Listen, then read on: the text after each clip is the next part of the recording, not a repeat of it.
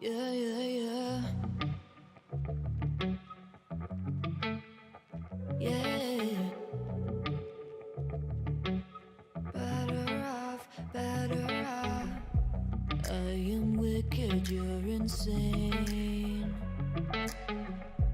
But I wouldn't have it any other way.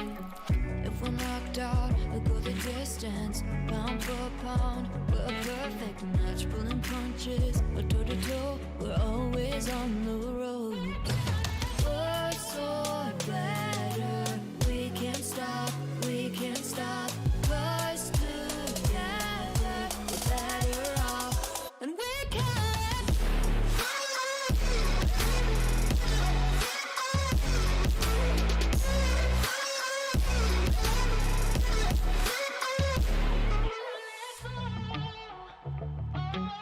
Better off, better off. Better off. I am crooked, you're clean cuts. I'm wide-eyed, your eyes are shut. If I'm knocked out, I'll go the distance. Pound for pound, we're a perfect match. Pulling punches, or toe to toe, we're always on the road. Worse or better, we can't stop, we can't stop. Cause together, we're better off, and we can.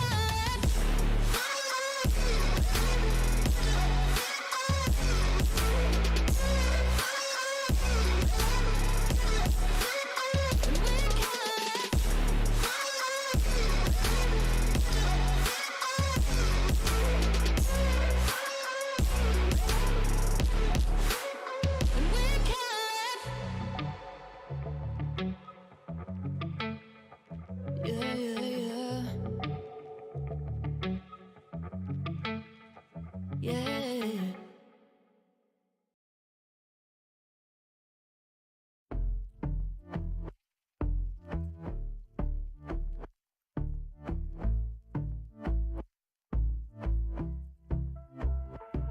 And I've been chillin', watching the ocean with you. Baby, up with a slow motion crew. And we up in our cloudlands when people change, but not us. And we just chillin', kicking it, kissed by the sun. Could be soaked to the skin in the mall soon. I know she got the good vibes when seasons change, but we're the same. Even if I lost all my money, the zero runs deep, honey. And I don't need to speak a single word, cause you got me holding, holding.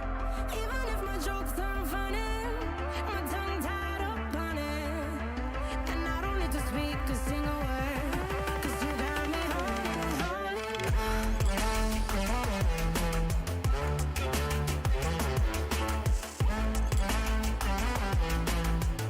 Cause you got me holding, holding.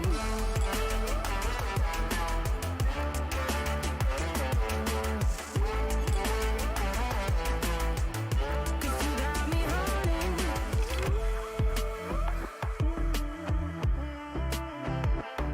And I'll be running, possessed by a low, low voodoo. Fired up like a wolf on a full moon. And we're stuck in a la la land. The tides will turn without us. And I'll be killing time like I might be a cartoon. Take it in real life like haiku. I know we got the good vibes when pieces fall right into place. Even if I lost all my money, the zero runs deep, honey. And I don't need to speak a single word, cause you got me holding, holding. Even if my jokes aren't funny, my tongue tied up on it. And I don't need to speak a single word, cause you got me holding, holding.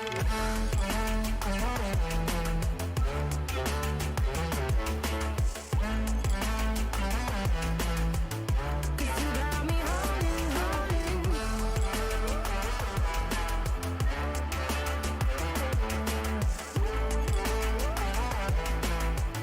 Cause you got me holding. Play me like a bass guitar. Simmer down and mess me up. Tripping like I'm Jimmy at Woodstock.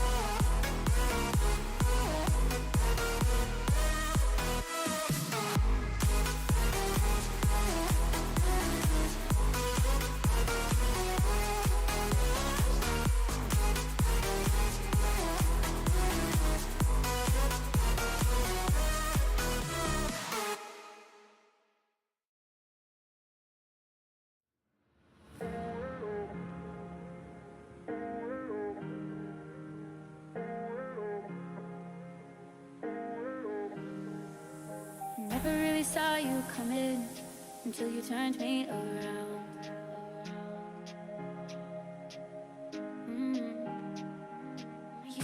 I was nothing. Look at this love we found.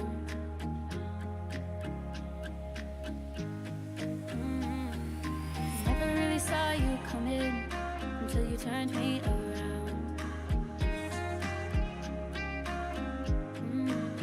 So give me your hand, like you took mine. No, I don't ever wanna see you cry. Oh yeah, someone to Welcome one and all, we are back here to EGL One Season 3 where we continue climbing the mountain to the top of African Dota 2. Here we are to be getting into the action for a top 4 matchup between Whiterabbit Gaming and the side of ZIZ.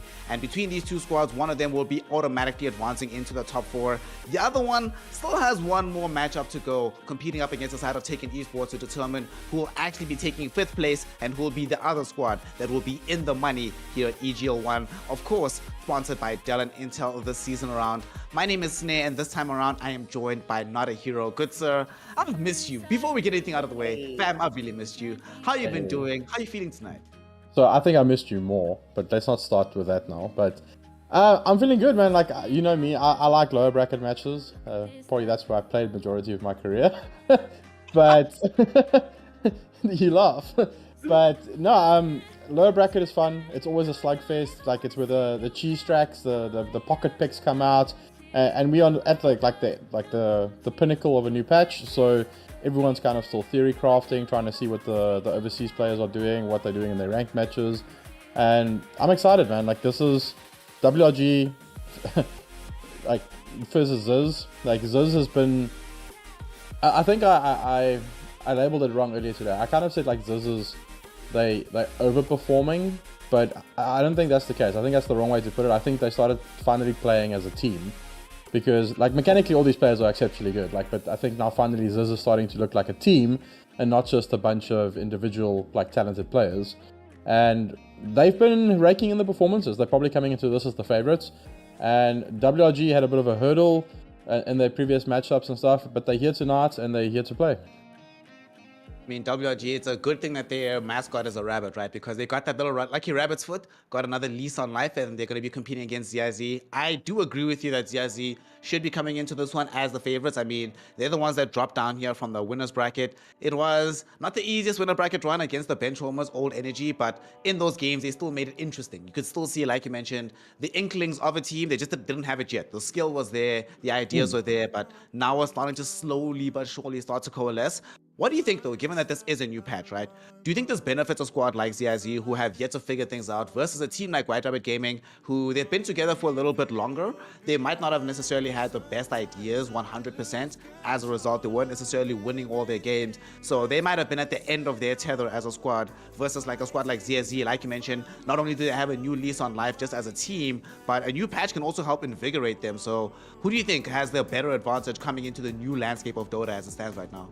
So ZIZ has been playing a lot off the back of Tatsu's performances from the mid, and like that game against Energy or Benchwarmers, Tatsu like had a massive game on Batrider, and he was like just destroying the entire map, and that's what kind of gave them a foothold. And I think Tatsu, very good player, but I think like the last patch's mid heroes it suited him very well, and if he like doesn't adjust accordingly to this patch, then I think that like you take a lot of the team's strengths away, because he's that space creator, he's that tempo setter, and it literally comes down to what is Tatsu going to play now, because Batrider was slightly buffed, and then in 7.32b it was nerfed again. Like lasso duration was reduced.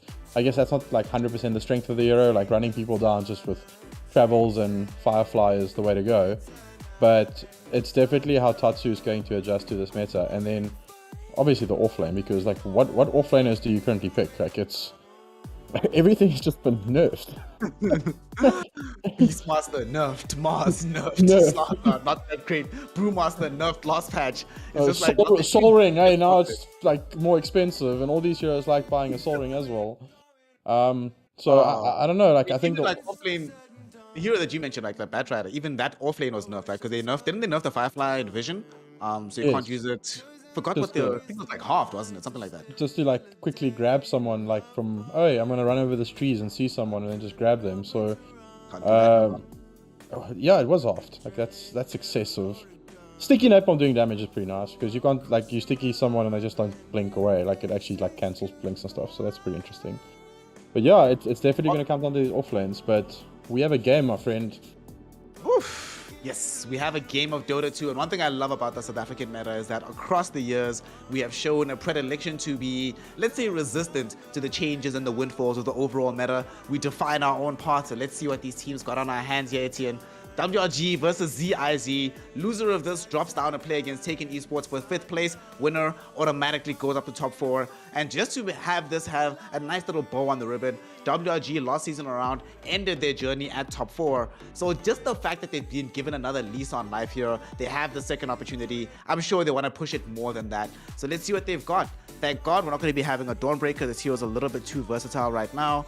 Let's see what it was nerfed a little bit. It was like the hammer damage was nerfed, so like a bit of a toolkit was taken away. But I do still think she's viable, and she'll probably do the same thing. It's probably the same for Mars. People are like, oh, Mars, like he doesn't do damage. But if you didn't really go like the armlet build on Mars, he didn't do damage, even when Rebuke was like like full. So, and it's only 2 heroes. Like you can still like one-shot a creep wave. So, I don't know, like I think Mars is kind of still this team fight beast, and people are now not picking him because, oh no, look how hard he was nerfed, but he's still going to bring you the exact same thing, and so does Dawnbreaker. It's still going to give you that global presence, it's still going to give this annoying hero that buys a shard and it's magic immune and just like slams you with a hammer. But ZIZ... like sometime last year about this, where it was like, for some reason, Dota players are just immune to playing good heroes. You only want to play broken heroes. As soon as it's just good, nope, get out of my sight. Yeah, what's now broken? Let's find it. Exactly. Whiterabbit does opt to ban this Batrider. It is a, like you said, like it's probably a flex because it can go multiple lanes. And Tatsu is an absolute beast on the hero. Like, what beats Bat mid at the moment? Very little. Probably like Viper.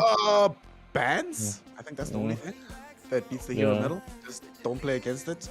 Okay, to be fair, I have seen, there was one game I saw. Somnus crushed a Batrider. What hero was he playing? Zeus. He's playing Zeus middle. Yeah, but that's just trade. Yeah, that's trading you. Like, he was probably just like always making sure the bat's never comfortable to initiate on him. So we see, and it's Somnus. We do see the Lina been taken out. Ooh, this hero has been seeing a rise in popularity.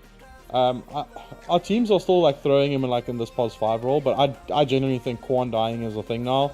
The change to DK is massive. So like, people were like messaging me like, hey, like, can you explain this to me? Like, we don't really grasp how it, like reading it doesn't make sense. So the simplest way to like explain it is, if you have 1000 HP and he DKs you back down to 400 HP, and DK expires and your HP pool goes back to 1000, your HP stays at 400, even if you didn't take any damage.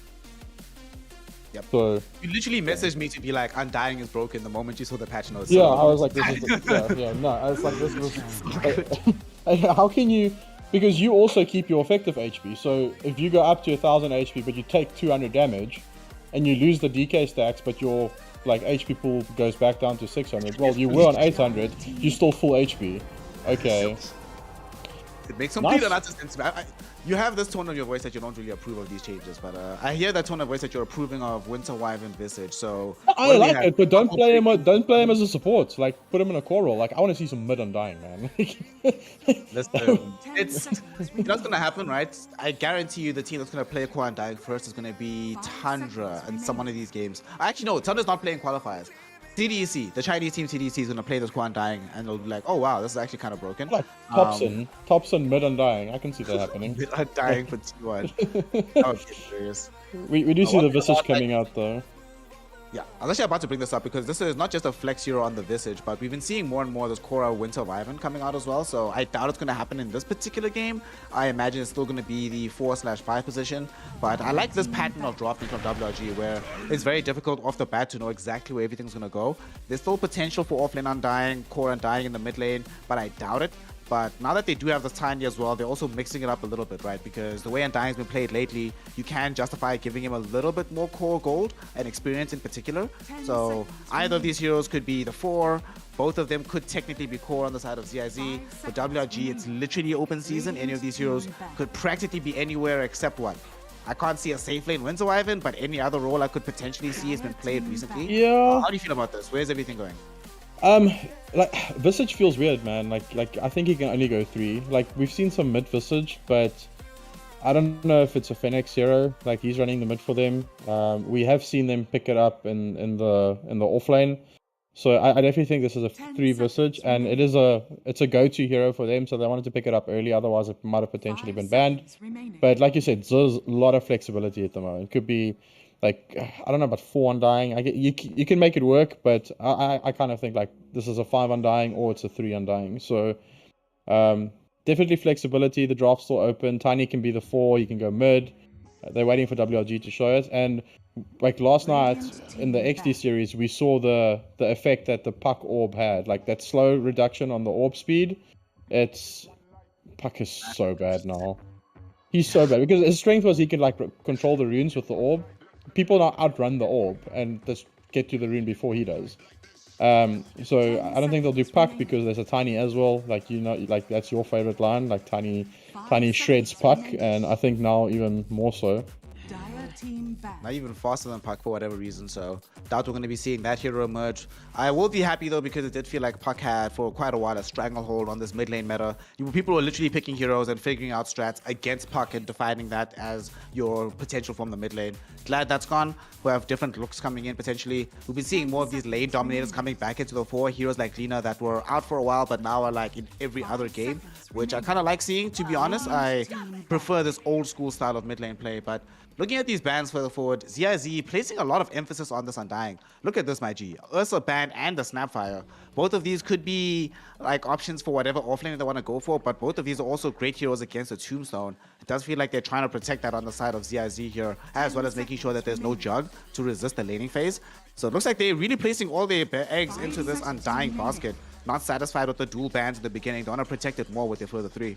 The only thing that I'm scared of, like exactly what you're saying, but like there's a lot of carries being banned at the moment, and ZIZ has in the past when all these carries get banned and then they run into this thing like, okay, what do we pick for Jarek? And then he ends up playing like safe lane Tiny, and I just don't think that's a thing anymore. I like it can work, like if you look at like the hero, but especially with the recent changes to him, like how his stalls work and everything, I think like Tiny can still work mid and like potentially pos 4.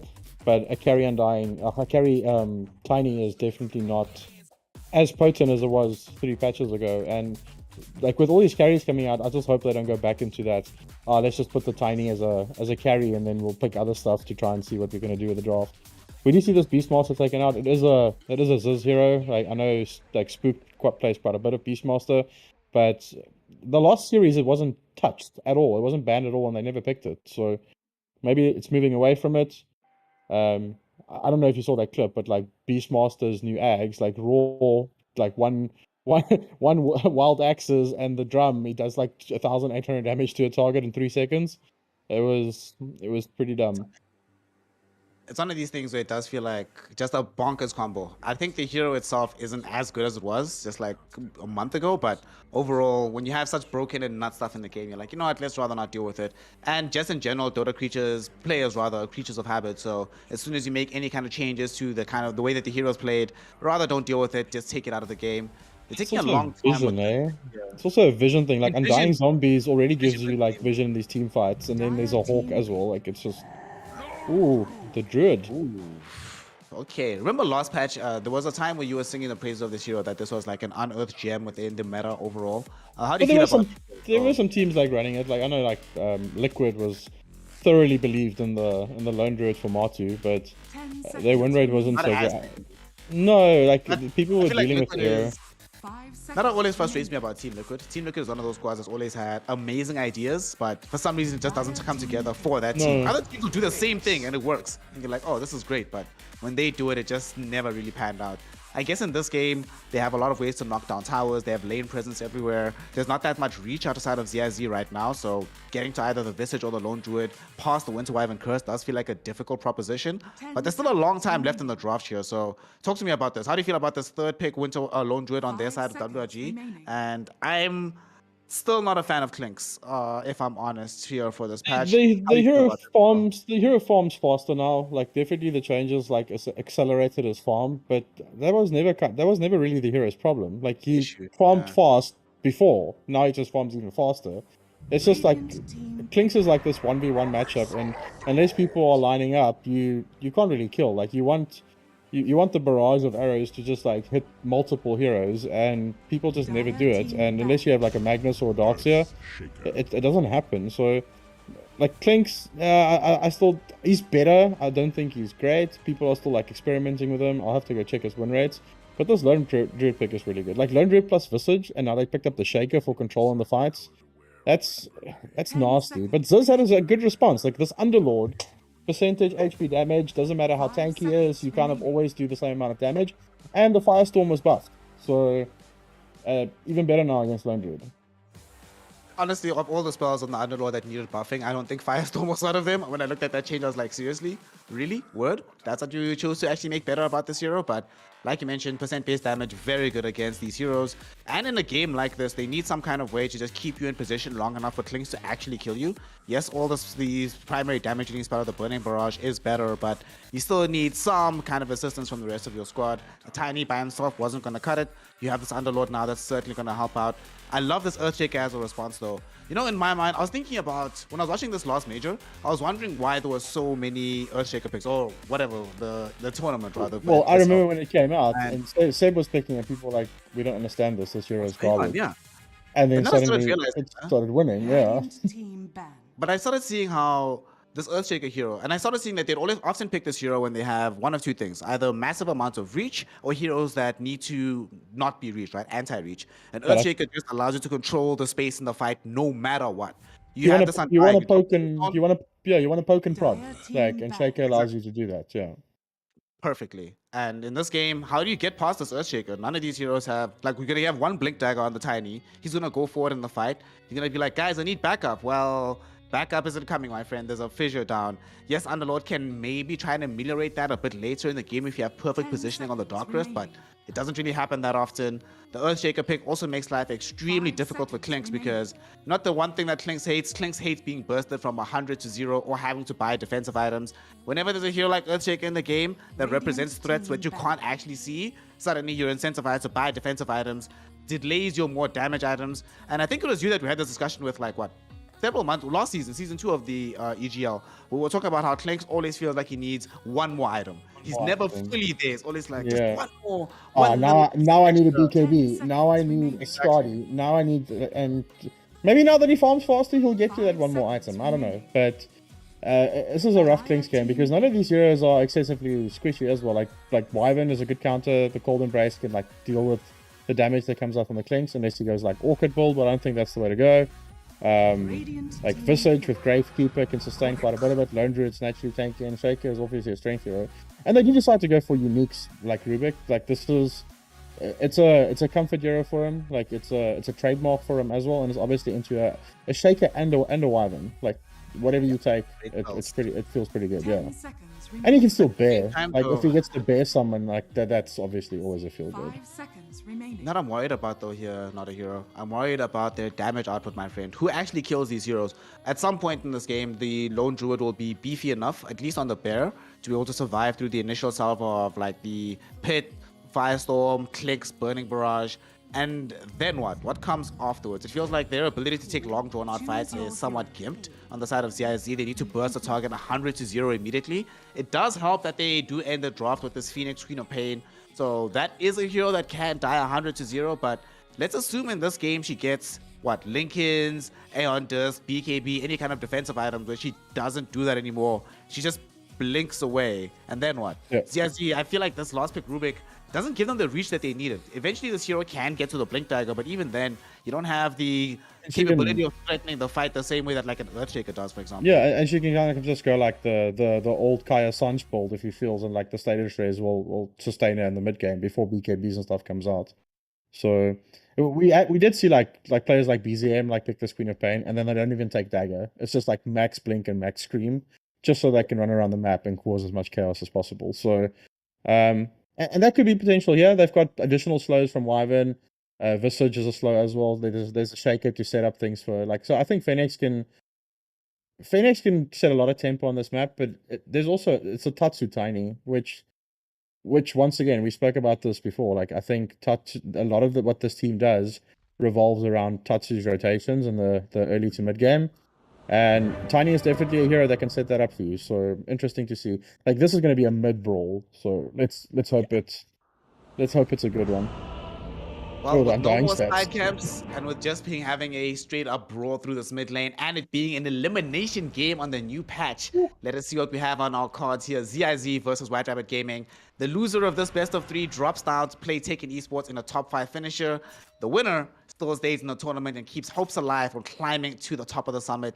So let's see who you got here. Give me a prediction for this particular game. Personally, I am very much favoring this Whiterabbit Gaming draft. I think they have pretty much everything they need. The one somewhat question mark I do have, if I'm honest though, is going to be the performance from the off lane. But in general, I really like what I'm seeing from the squad. What do you make of this here, Not.a.hero? Who's going to win game 1? Hey man, I want to agree with you, but I also don't want to just be the. We need to make this interesting, so I'll throw down for ZIZ. Yeah, like apart from the hero picks, they probably coming into this as the favorite, and maybe Underlord is the new beast on the block as an offlaner. You never know. So Tatsu's been on fire this entire tournament. I know he's landing into Queen of Pain here, so like they're gonna just trade spam, but I do feel like probably Tatsu is gonna carry this for them. So I'm gonna say ZIZ. All right, let's go. 1v1 votes and make sure that's going to be as hype as humanly possible. So I'm going to be pretty excited to see how this matchup breaks down, especially in mid, given that we don't have as... I've honestly been very happy to see Dota get back to a proper 2v1, v2 kind of situation, or if it's going to be offlaners having themselves aggressed into with an aggressive lane, then it's fine. But having the mid be a mid lane again, just brawl it out. Yeah, mid is such a skill-based matchup now again. This thing where, hey, I'm losing mid, I'm gonna form my small camp and sap the mid XP. Like, yeah, it opened up heroes like Coddle coming in, which was fun for a while. Let's not throw them under the bus completely. It was fun, but it got to a point where Throw them. I lost so many games with Coddles, please. Yeah, the enemy team picks Coddle, and you're like, oh, this is gonna be a Coddle mid, and you just, as a support, you're like, why did I pick Crystal Maiden? Why am I here? Then you click on him at like some 10 minutes, you're like, oh god, he's got Blitz Knuckles, he's going Orchid. Sweet. It's gonna be a fun game, boys. There's a Coddle mid, I'm picking Tidehunter, pos 5, guys. Like, I'm staying alive this game. That's probably another hero that I want to start seeing is Tide. I do think the shard change for him is massive, and the hero is now not just the Ravage anymore. 30 seconds I think the projectile speed is a bit slow, and if they buff it, then... Oh, a little looking for a ward here. I've heard word that it's been emerging in South America. This Tidehunter. Yeah. Type people being like, actually, this hero is pretty survivable, pretty good. It's so good. If you blink in and Ravage and you catch like 2 heroes and you follow up with the secondary like mini Ravage, it's like 4.5 seconds worth of stun, and it's quite a bit of damage. You end up doing like 400 damage in that duration, and that's excluding like Anchor Smash and Gush, and so, and it's like, is it a 30-second cooldown? I think it's a 30-second cooldown. I think it's 30. Yeah. I'll have to check. Which I just remember looking at it being like, this is not a high number. This is kind of ridiculous. This should not. No, 20 so seconds. like 20-second cooldown. Okay, so yeah, like it's you've got a mini Ravage every 20 seconds. The hero is just not a Ravage. He's not just a Ravage anymore. So yeah. Anyway, let's get back into this. Okay. So yes. For once, we actually don't have to look away from this mid lane because it's actually exciting. There's things to see here. You were mentioning that this Tiny is going to be playing, of course, into this Queen of Pain. Traditionally, has not been the easiest matchup. Of course, things get easier when they introduce the tree grab, but it is still Queen of Pain. I do not anticipate Tatsu, excellent as he is on the Tiny middle. This should be a losing matchup for him, right? Even if he doesn't like get demolished, I don't see how on earth he can emerge on top of this one. I think it's a rune battle, but Queen of Pain is so good about like securing the runes. It's gonna be hard. And he did opt to go for the dagger build. Like, look, no blink at all. Like level 2, like 1 level scream, 1 level dagger, just as much harass as possible, because he wants to be the aggressor here. But this does give Tatsu a chance to contest for these water runes if Phoenix decides to stick with these guns. Like keep maxing scream, keep maxing dagger, just try and spam him out of the lane. He didn't get a stick, but I guess like a stick against proper isn't that great. The damage comes from like overtime damage. Not the hardest thing in the world. Tatsu's been doing a pretty great job though at these lower levels before it starts to get really dangerous. Doing as much as he can with the advantage and base damage, but Bear about to die bottom and it does go down. Tiger, that is huge. Losing this Bear early on. Expected to die earlier. They need to do something about this. But unfortunately, they don't have enough damage right now. They've already committed the Splinter Blast from Bipolar. Tiger is only level 2 at the moment, so not real any aggression that they can throw back in the opposite direction. That's huge. Honestly, at this stage of the game, it's even, unless you much get the gold. first blood, it's even better than the hero kill. Yeah, so much gold. Like 300 gold there. And it was the bear was half HP. Like he dropped the firestorm and Rubik just hit a fade bolt. And the last tick from the firestorm just killed the bear. So that's look at us dying top, man. Look at guy next door. Oh. Yeah. 1000 HP at level 2 seems fair and balanced. You're not getting that HP back. You just need to accept it. Like it's gone. Like, I understand that they needed to buff this hero, but of all the changes to make, I'm not sure this was the correct one. Actually, might be able to kill this Visage here. There's some danger afoot in the top lane. You need to be very careful, and look at them. WRG actually recognize this. They do the Delta split. They're going to deny him the opportunity for another double decay. Unfortunately, that means that they're also denying themselves the opportunity to find any amount of farm in the top lane. They're going to get muscled out for the next couple seconds. Gotta stay as far back as possible on the Earthshaker, which means Visage himself can't get close either. Things looking quite positive in the top lane here for ZIZ. This is so good. Like this is probably one of Shaker's biggest weaknesses is that he's not like a good laning hero, and you kind of always want to combo him with a hero that's just like that's strong in the lane. And Visage is also not a strong laner. Like you don't have much damage to get the soul assumption stacks up, and this is a very weak dual lane. Like in the general spectre of the game, it looks good, but as a laning duo, like these two heroes are not like accelerating or compensating for each other's abilities. Look at guy next door. He's just like playing with him. Actually, no, let's see if Milipa's gonna die here. This might be dangerous. A couple hits out of the arrows. Searing arrows, not enough damage. I want to build on this point that you actually just mentioned here. Given the mechanics of decay, right, that it doesn't function as flat out damage, or rather it functions as change in the HP, isn't this a sort of pseudo soft counter to Visage in the laning phase, denying him the only potent weapon he has in the soul assumption, but just making it impossible for him to actually approach the lane? You never have HP, you never have damage to deliver, because and you're actually always not. just super far away. That is a super good point, because you're not actually doing damage to him. You're reducing his HP pool, and when it expires, then you do damage to him because you don't get that HP back. But it doesn't then give him soul assumption ticks. Like there's such big brain plays. Do you think no? They picked Undying first. It wasn't because there was a Visage, but yeah, this looks nasty. Like Undying versus Visage. Cool. So it's gonna become like the Enchantress versus Beastmaster thing. Like if you see Undying in your lane, you don't take soul assumption. Like just say nope. We're not doing it. Or go like, what is that build that we saw? 3 points wild access or something? Yeah, like Shadow Tricks with like 4 points of wild access, not a single level of more. He made it work. They won that game. I mean, I'm not sure if it was because of the axles, but they did indeed win that game. You were talking about middle. Like, look at the CS though. I was about to say, actually, mid, yeah. There's... Tatsu is... Alright, I'm sorry I ever doubted you, Tatsu. My bad. That's on me. Tatsu is... Wow. The thing is, you know what's amazing about this particular thing here, Not.a.hero? Beforehand, when you see this kind of demolition job happening, you'd assume, well, one hero is just much more able to clear out these side camps, but now you don't have that advantage. This is just him genuinely outscaling Phoenix in this mid lane with the tiny matchup and destroying him. Like, not that far ahead on the experience, but this CS advantage, more than 10 CS up right now in the first 6 minutes of the game. That is quite phenomenal, especially considering that the Queen of Pain did go for the harass build of the dagger as well as the double he's quite a to the scream. He's quite a bit of XP ahead as well. Like he's already 6. Like Phoenix has got like a quarter level to go. How did this happen? Like Tiny is oh wait, he's putting pressure. Oh, the fairy fire. Should have done. He was just close enough to the tower that he could just like blink into it to get the bonus armor. Should be okay, but needs to watch himself now. Fortunately for him, the haste rune is bottom. He's gonna lose the rune as well. Well, Tatsu's gonna get the rune, and now Queen of Pain is gonna have to soon make the sad track back home. No refills on the bottle. Nobody's dead on the map either, so nobody to go. Bottom lane though, Tiger is gonna be ending up jumping onto Spooked. Bipolar and Tiger end up bringing down this Abyssal Underlord. Great first blood to get, an amazing revenge for the kill onto the bear early on. We haven't spent too much time focusing on this bottom lane, but mid lane, Tatsu, oh my god, what a blink back from Phoenix. Tatsu almost found the Avalanche, still gonna chase for it though. As the haste rune, Avalanche is out. Is there enough damage? Yes, there is. And they bring down this Queen of Pain middle. So they end up getting the kill onto the Underlord bottom, but it does come at the cost of this Queen of Pain's life in the mid lane. Yeah, so, but we saw the moment Tatsu picked up that haste, we knew. Like, we knew he was going to go for this play. It was probably longer than he anticipated because the Shaker rocked up. But he's feeling good. Like full treads at the moment. He's still got Fairy Fire going. Already got a bottle. 800 gold in the bank. Oh wait, Lone Druid goes down again. What is? Wow. He Yeah. got dove. Firestorm. Bipolar Man. wasn't ready. Bipolar literally was not prepared for the fact that they would actually dive him straight up underneath the tower.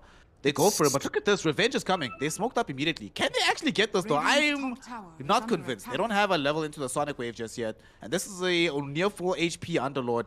800 HP, Soul Ring, Ring of Health, Abrasive. I'm not sure they get this kill yet, Not.a.hero. But let's see what they can make happen. They're losing their nerve a little bit. Phoenix will make the initial jump in. So they're gonna not focus on the Underlord, go for the easier target in the Rubik, and Unique will end up dying. But what's the reprisal here? We got it. Already Turn. getting a counter kill back onto the Winter Wyvern, and now Phoenix only 1 point into the blink, so it's still on cooldown. Can't escape the damage coming in from this Tombstone as well as the damage from this Underlord. Underlord might still end up dying though. Guy next door does find a double kill by bringing down this Earthshaker, and they also end up losing Tiger. Guy next door on the Underlord. Oh my god, 3 points into the Tombstone. Normally, Not.a.hero is not a fan of the spell, but you cannot tell me it wasn't effective in this situation. No, so I actually think like it's fine now because like DK is just so good now, and you want to keep it level 1 because the mana increases as you skill it. I know the cooldown goes up, but you don't need the cooldown to go up. But Tiger made a big mistake there. The moment that Tombstone went down, he wanted to try and kill Spooked. That Tombstone, like no one clicked him. Like they didn't realize this Tombstone is even a level 2 Tombstone that you shouldn't be fighting into it. They're not done yet, because they're still pushing onto the tower. Lift back on Alvin. He's getting damage down onto him. Cold Embrace will hold this back for now, but they're not going to let him go here. Now the guy next door comes in, wants the damage, but the Fissure stops him right in his tracks. He's going to end up losing his life, but not before they bring down Alvin first. Bipolar will eventually end up dying. Does take the Undying with him, but in exchange gives look at the mid. double kill here. Tiger trying to run away here mid lane. Tatsu very low on the HP, but Phoenix even lower, forced to blink away from the aggression of the Tiny. Bottom lane, they're forced to run away from the aggression of the Underlord, but all across the map, the story is the same. ZIZ controls everything, and Tatsu runs forward, still exploiting the level 1 blink and gets the kill on the Screen of Pain. He is now here, Not.a.hero, 3 levels ahead of the Quap, preventing any progression from this mid lane for WRG. And the thing is, like, it's going very bad for WG at the moment. Like, no one can show bottom because they will die. This Tiny has got real estate middle. Like, he's playing Monopoly at the moment. Like, he's putting down some hotels in this mid lane. I don't know where I'm going with that, but that's what he's doing. Oh, top lane? Named Tatsu to Elof. Elof / Clifton on Tatsu, top lane. Jirek also suffering some aggression here. Millibars on top of him with Phoenix, trying to make a kill happen. Finally, the Queen of Pain finds a successful rotation, but just as bottom, it will not come for free. They end up losing the life of the Quap and of the Millibar Visage. Oh my god, ZIZ respond even faster than WRG can regress, and they end up taking the lion's share of the damage. Bottom lane, Tiger not nearby, so Bipolar forced to hide in the trees as they're just aggressing onto the tower, but I don't know what just happened in these last 45 to a minute here, but Not.a.hero. ZIZ are just taking everything. They're looking for this bottom tower. Yet again, look where they are top. Look where they're positioned. They got Tiger. How? Tatsu. Relax, bro. It's only a game, my friend. Why you have to be mad? So, Tiger hasn't skilled his ult yet, and Tiny just killed him. Oh, Millipod just gave both birds top as well. That's another 200 gold. Yep, for free. And he just resummoned them. That was like fresh resummons. He still has them on cooldown for 20 seconds. Won't have access. And this was early on Visage. Grave Chill, 3 points. Alright? 1 point to the 2 points to this option. Tatsu revealing his Blink Dagger yet again to the top lane, bringing down this Earthshaker. And he'll just TP out in front of their faces. Without these birds, Millipar can't stop this. There's not enough damage from Phoenix to do anything about it. And yeah, you can deny the tower, but the fact is we've removed it from play all across the map. Oh my goodness. They didn't deny the tower! Control of everything. And they're not done just yet. The Quaddy got the tower. Oh, the Tiny something. Throws him back onto Bipolar. Bipolar will at least find the Cold Embrace, buying a little bit of time. Alvin comes in, but what threat are you presenting, Mr. Earthshaker? Tatsu still finds the Avalanche. Will they have the damage? Yes, they will, with the stolen Splinter Blast coming in from Unique. This might cost him his life though, but here comes guy next door. Drops a Tombstone with the Soul Rip as well. Keeps Unique alive. Sonic Wave gets thrown out, but it's not going to be enough. Fissure. In the meantime, Unique steals a Fissure, and they find the Avalanche toss, bring down Phoenix. Alvin, no escape for you, my friend. As you have to just run away. Well, there is an escape, but that's all you can do. No revenge, rather. My goodness, ZIZ just doing everything on the map perfectly at this point in time, Not.a.hero. So Phoenix didn't actually want to skill his ulti. Like he was level 6 and he went for another level with Scream because he felt he needed to like catch up a bit. And he skilled it for that and couldn't even get the Rubik kill. Like, it's such a feels bad. Like, this crop is supposed to be their form of pressure on the map, and they just don't have anything to do. Like, how do you play with this crop not being strong at the moment? Visage isn't going to solo kill people. Like, this lone druid is still very far off from doing anything. Like, he's actually got phase boots on the druid itself, and no boots on the bear. Seems fair and balanced to me. I don't see the problem. This is just painful, man. Like, at this point in time, given how many times the bear has actually died, you can sort of understand his decision making, right? That I just want something for myself. He finally does get a resummon. Unique, bringing down this mid lane Phoenix once again. Between himself and Tatsu, the interplay with these heroes. You know, I was complaining in the draft about their lack of reach. That gets solved a lot when you have a 10-minute blink dagger on the Tiny. You have an Aether Lens, pre-15 on the Rubik. Suddenly, range and being able to initiate from afar doesn't seem like that big of an issue anymore. It's a 10k lead at 13 minutes. This is...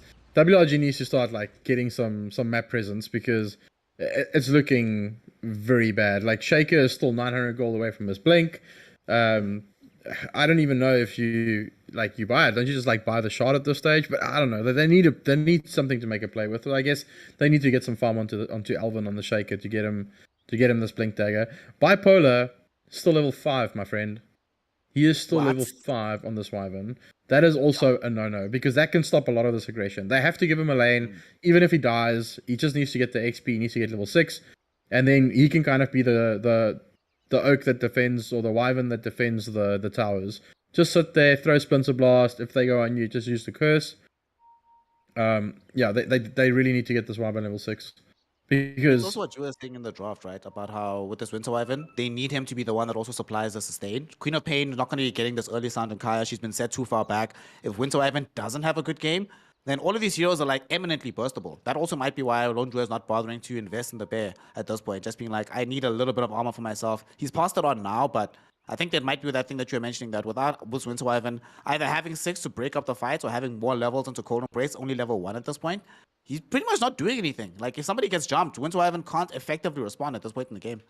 No, like what is his worth? Like, he's going to throw a Splinter Blast in that scenario, and that's about it. Like, Cold Embrace is not going to save you. There's too much burst. Like, Pit Lord will just chuck the Firestorm on top of you. Like, there's a tiny... the Undying Zombies are just going to keep building up on you. It's like, he needs his ultimate. It's big. But look at net worth, Snare. Like Rubik is above all the cores on the side of WRG. Gotta love it. Oh, that is rough, eh? Fun for Rubik. He's 4 for 1, so he's definitely feeling pretty at the moment. He's been involved in 11 kills this game. What a player. This is when Rubik feels good. Like, if you ever start like this on Rubik, then the hero is just like, okay, like, now I can play Rubik. But I kind of feel like Rubik is that support where if you, like, even or on par with the, like, or just below the enemy supports, like, you're not having a good time. It's just, oh, middle. They're going to go for a bit of a siege. Eric is set up for a beautiful burning barrage, but he doesn't have the setup. Oh, if only Tatsu was nearby. But Tatsu did only just now complete the TP into this mid lane. Jerick was hoping and praying. He's like, come on, man. I just picked up this Maelstrom. I've got this Falcon Blade. I've got the damage, bro. But fortunately, we'll let cooler heads prevail. Spooky came out the Dark Rift for this one. Yeah, but he's also got a Seed of Serenity. That's the real OP item. Oh. Ooh. Plus 8 health regen. You can just drop it in the fight. It's like, okay, like, I'm good. Like, I've got 25 HP regen. Radiant's middle tower is how is a neutral level 1 item better than old Greaves used to be? Toss back onto this Alvin Earthshaker. Woo! He is very, very dead down in this bottom lane. Tatsu claiming his kill. 6-0 and 2 on the Tiny unstoppable streak. About to finish off a full Echo Saber. Fam, listen to this. He's going to have Echo Saber, Tread, Blink Dagger, pre-15 minutes on Tiny. From the mid lane, without any side camps being available, most of it farming heroes. Good job, Tatsu. No, he's like exactly what I said. Like when we were speaking about drafting, I think like Tatsu, this man, he's been the cornerstone of this team, and he's been playing out of his mind. Like we saw him go toe to toe with Adestam, and like he actually looked in that Batrider versus the Voicebird game like he was winning the game for his team, yeah. And like he's looking so good. Like he's taken his game to the next level, and he showed you. Like we spoke about Tiny versus the Queen of Pain matchup. Like we thought it was a little bit Queen of Pain favored, but Tatsu, like no. He's winning this lane hard. Alright, speaking of Queen of Pain, I was actually about to say Phoenix did not blink right back there. 100% dead on the squad.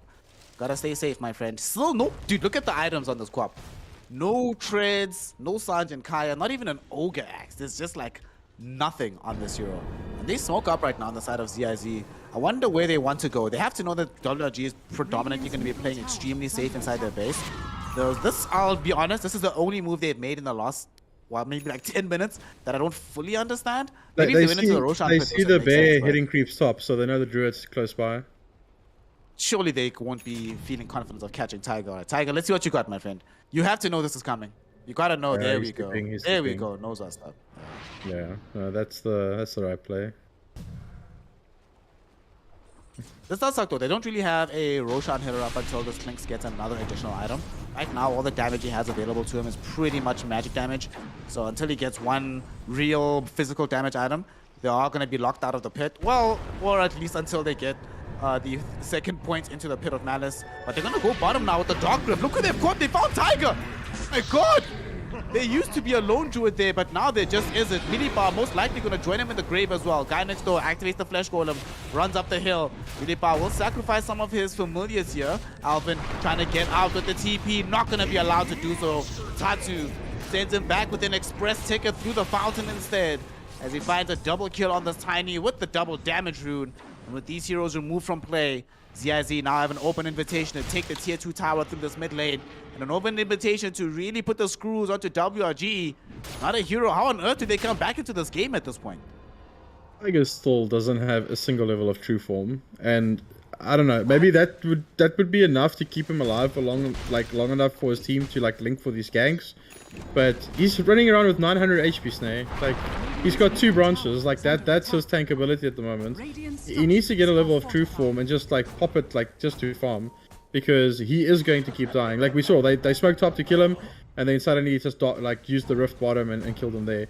But, I don't know, like, the biggest Echo Slam of your life, I don't even think it's going to matter at this stage. These heroes are too tanky. It's so rough. Gets worse, fam. Look at what spooked this build. This Underlord is going for this Guardian Greaves build. So we're gonna have this Caesar Serenity plus mech before we have plus GG boots. So yeah, tank ability they do not struggle with. They're gonna rush into them into the jungle.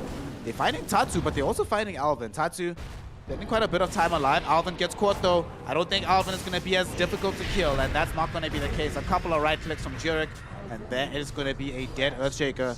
Now Tatsu was looking for revenge, but Milipa very quickly realized that this fight had turned against them. Ports back into the base. And ZIZ, I mean, at this point in time, I suppose, losing Alvin sucks. It does delay his Blink Dagger, but it gives them a little bit of time. Phoenix can push out this bottom wave to get near to an actual item. They can reclaim some of their jungle. They can take some bounty runes. At this stage of the game, you have to make some sacrifices, right? You can't keep the entire team whole. Somebody has to die to do the good old hashtag creating space here in this kind of game. Hey, we always have the thing is like, okay guys, like pause 5, your time has come. Just go push out the same lane over and over again. Like, you're going to die, but just go. And you just randomly go bot lane and you just keep pushing it until people gank you. But you end up getting like 1,000 gold, giving the enemy 300 gold. It's still a good trade for your team, and you're forcing bodies to react to you. And I think it's one of those at the moment. Like, this Wyvern just needs to be like, guys, my time is now. And just go and push out a lane. Like, hey, if they kill me, they kill me. But if I clear the creep wave, at least we've got some space, because they are excessively far behind, and they're not catching up. Like there's still no true form on Tiger. Like, it's like he's gone for this farm heavy build, but his item progression was too slow to actually capitalize on it. Yep. There's no true form on him. There's no real damage items either, so he can't really fight effectively. They will actually have an Aghanim shot on this Underlord, so they can very easily take the Roshan right now with the upgrade Firestorm. They smoke. They want to go for more. They want to fight. They know how weak WRG right now. Not only do they lack any tankability on this lone druid, but they don't have any out-and-out damage or survivability on Phoenix. It's the worst of all possible worlds. There is a Sanj. She blinks away. The Rod of Atos does get disjointed, but Tatsu now has a perfect beat on this Queen of Pain. It's still only level 2 blink. Oh my goodness, Phoenix get bailed out of trouble by Alvin, but it might not be enough, and it won't be enough. They still end up getting that A godlike. Tatsu now jumping forward. Look at Unique stealing the fissure from the Earthshaker. I was about to say the enchant totem, but It was a don't green see him fissure. jumping It forward. was a green fissure, so it's okay. If, So- if the fissure was normal color, like that's Where they go? like They making a got play top mid. rift. They're coming middle. Spooked already coming in. They find the Atos onto the high ground. They forced out this Winter Wyvern curse already. So Bipolar will just go down. Tiger can provide nothing of value in this fight. Just has to try and run away from it. Mech arrives during this engagement as well, Not.a.hero. So they have the additional sustain. So there's no fear about pushing onto the high ground. Because it's also a siege wagon here. How on earth is literally everything come up Snake Eyes here for the side of ZIZ? Fine, he's in. Look at that damage. God. Well, hey, Jerick finally has to contribute in an actual fight. Does some damage to Sure. Phoenix. Clinks, broken hero. Barracks are under attack. Radiant structures are fortified. Poor Jerick. He's But actually you not know- been playing badly at all, but No, he's kind been of a playing really. passenger in this He's game. been playing really well, but like Just dominating. it's just been a complete shellacking. So in this scenario, your Clinks is gonna do damage. Like it's just one of those things. You've got these bodies running in front of you, like you don't care. You just poke this tower over and over again. Like there's nothing that WRG can do to stop this. Like Shaker has blink, but like Echo is not. It's a level 1 Echo Slam. It's not going to do much towards any of these heroes. He is looking. Also a BKB now on the timing, so it gets even harder. he's Well, you gone. can't look for a blink initiation if you're dead, and Earthshaker sent back into the fast the hard way. You see Tatsu waiting on the edge of the fight to try and catch out Phoenix yet again, but it's going to be Unique who makes a chase instead. Couple of more right clicks from the Rubik. Will they bring down Phoenix? Yes, he will with the Fade Bolt. And GG does get called by the side of WRG as they have seen enough. Unique drops down the fissure, preventing them even getting back in their own base. Tatsu, just for the cherry on top, will avalanche toss it. GG, well played as called. The ZIZ end up taking this dub here. There was one moment where it felt like, well, ZIZ are in the advantage. They might be able to. Oh, well, game's over just now. ZIZ have just dominated them in their own base. Oh, but I called it. Like everyone played well on the side of this, but this was the Tatsu show. Like he, beyond godlike, it didn't die that game at all. 10-0 and 4. Almost doubled the Quap's network. Like CS in the lane was before him level 6. The man is on fire, and they have to address him like better. Like if Tiny comes out, you just pick like a straight up counter. Just do it. Like even if you're putting like a Timbersaw mid or something, you just have to.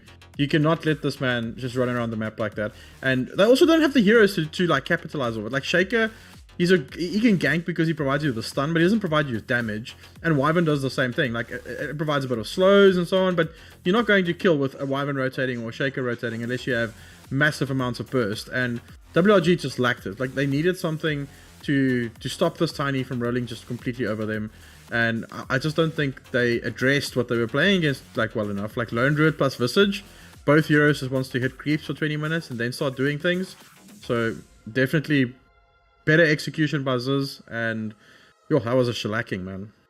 Yeah, it really was. I mean, there's a universe where I can see WRG's draft doing really well, but every universe where that happens requires them to draft, not just draft well, but play the first 10 minutes of the game spectacularly. Especially that mid lane. That mid lane cannot be losable. I don't see a scenario where you win this game and also lose a lane this hard.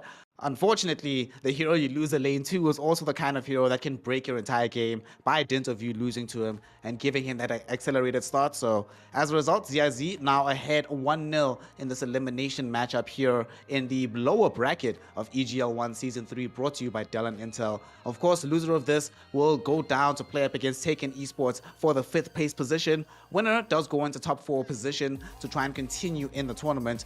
We don't know who's going to be here yet. WRG have just been shellacked by any stretch of imagination. That has to be a gamer level shellacking, the ultimate. Hell, that's a battle pass level shellacking. Not only beating you in the game, but rubbing your pockets at the same time as well. So we have to hope that they can bring something back in game number 2 to make this a much more exciting series. In the meantime though, we are going to be taking a short break, but before we go, want to just remind everybody at home that not only are ZIZ the team that has won this first game, you at home, everybody, we're going to try and make a winner out of one of y'all, as we are giving away some merch, some hype, some gear here from the side of EGL One. And of course, today, instead of some Evetech stealth gaming glasses, we are giving away one of our stellar mouse pads. Unfortunately, working for the crew means that I couldn't get one for free, so I had to buy my own. Trust me, it's going to be a worthwhile investment, so do the same thing. Right now, Jarek, who is winning this game, has been a erstwhile winner of some of this merchandise, got himself a pair of stealth gaming glasses, probably why he's looking so swaggerlicious in this game. So hopefully we'll be having one of y'all at home as well next season competing on one of our mouse pads to show us your skill and your quality on that new piece of gear. And with that and all the shilling out of the way, Not.a.hero, I'll give you the final word before we go on a quick break here. If you're the coach of WRG, what are you telling them going into this next game that could be their final one in Season 3 of EGL One? They just need to they look rusty, man. They just need to shake off the cobwebs. Like, we saw the bear go down too early in the laning phase, and birds were being fed like for free. Those aren't things that should be happening at this level, and they just need to shake it off, regroup, and just go back to basics. Like, simple stuns, simple damage. Like, no Lone Druid plus Visage. He may not be a hero, but he is certainly a coach. So take his advice and you'll hopefully get yourself into game number 3. With that, taking a very short break. When we come back, game 2 in this all-important series between WRG and ZIZ. It's Snare and Not.a.hero on the mic, and we'll be right back.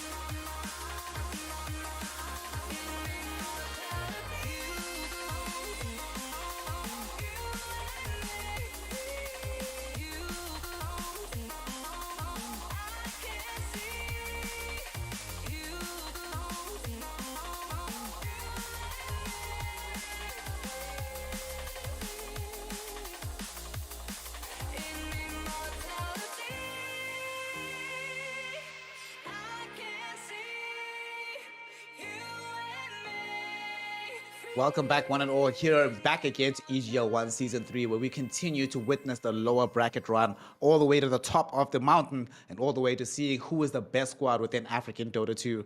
As it stands right now, WRG are back against the wall. They have lost the first game up against the side of ZIZ and are now in danger of being eliminated from the main run of the tournament. They still have another shot at claiming some of the money by playing a top 5 placing matchup against Taken Esports, but that's not why you're here. Everybody is here for that top 1 finish. WRG last season came 4th, so they'd at least want to match that, if not better it, for this particular iteration of EGL One, brought to you by Dell and Intel this season. Not.a.hero, good sir. This is going to be a difficult one. WRG have one last opportunity. Where does it start? Obviously, the draft is where they need to address a lot. You were mentioning they need to find some kind of way to answer what Tatsu is bringing to the table. But what heroes do you see in the mix? Do they just ban the Tiny? Do they figure out some kind of way to counter it? Do we see the re-emergence of Chen? I know the hero is not great right now, but we often saw him as an answer in the previous patch to the Tiny. What are the looks, man? I'm digging deep into the rabbit hole. I need to find some kind of way that we get to a game 3. The problem that like WRG is kind of running into at the moment, like then your first 2 bans has to be Tiny and Batrider, because this will just Batrider them as well, and they kind of need to like, but I think just do it, like deal with the other stuff when it comes out, but do not just let Tatsu take over this game. Like there's the Batrider ban immediately, like we've gone into the draft, but they take out the Batrider, they have to take out this Tiny as well. And like it's flexible, it's still good. Like Tatsu showed how good it can be. It set tempo on the map, but they had nothing to match the tempo. Like even though Queen of Pain is like a burst of damage in the early to mid game, her cooldowns are too big. Like Tatsu never took his foot off the gas. It was just go with the start that he had, and they opt to take out the Undying instead. Maybe.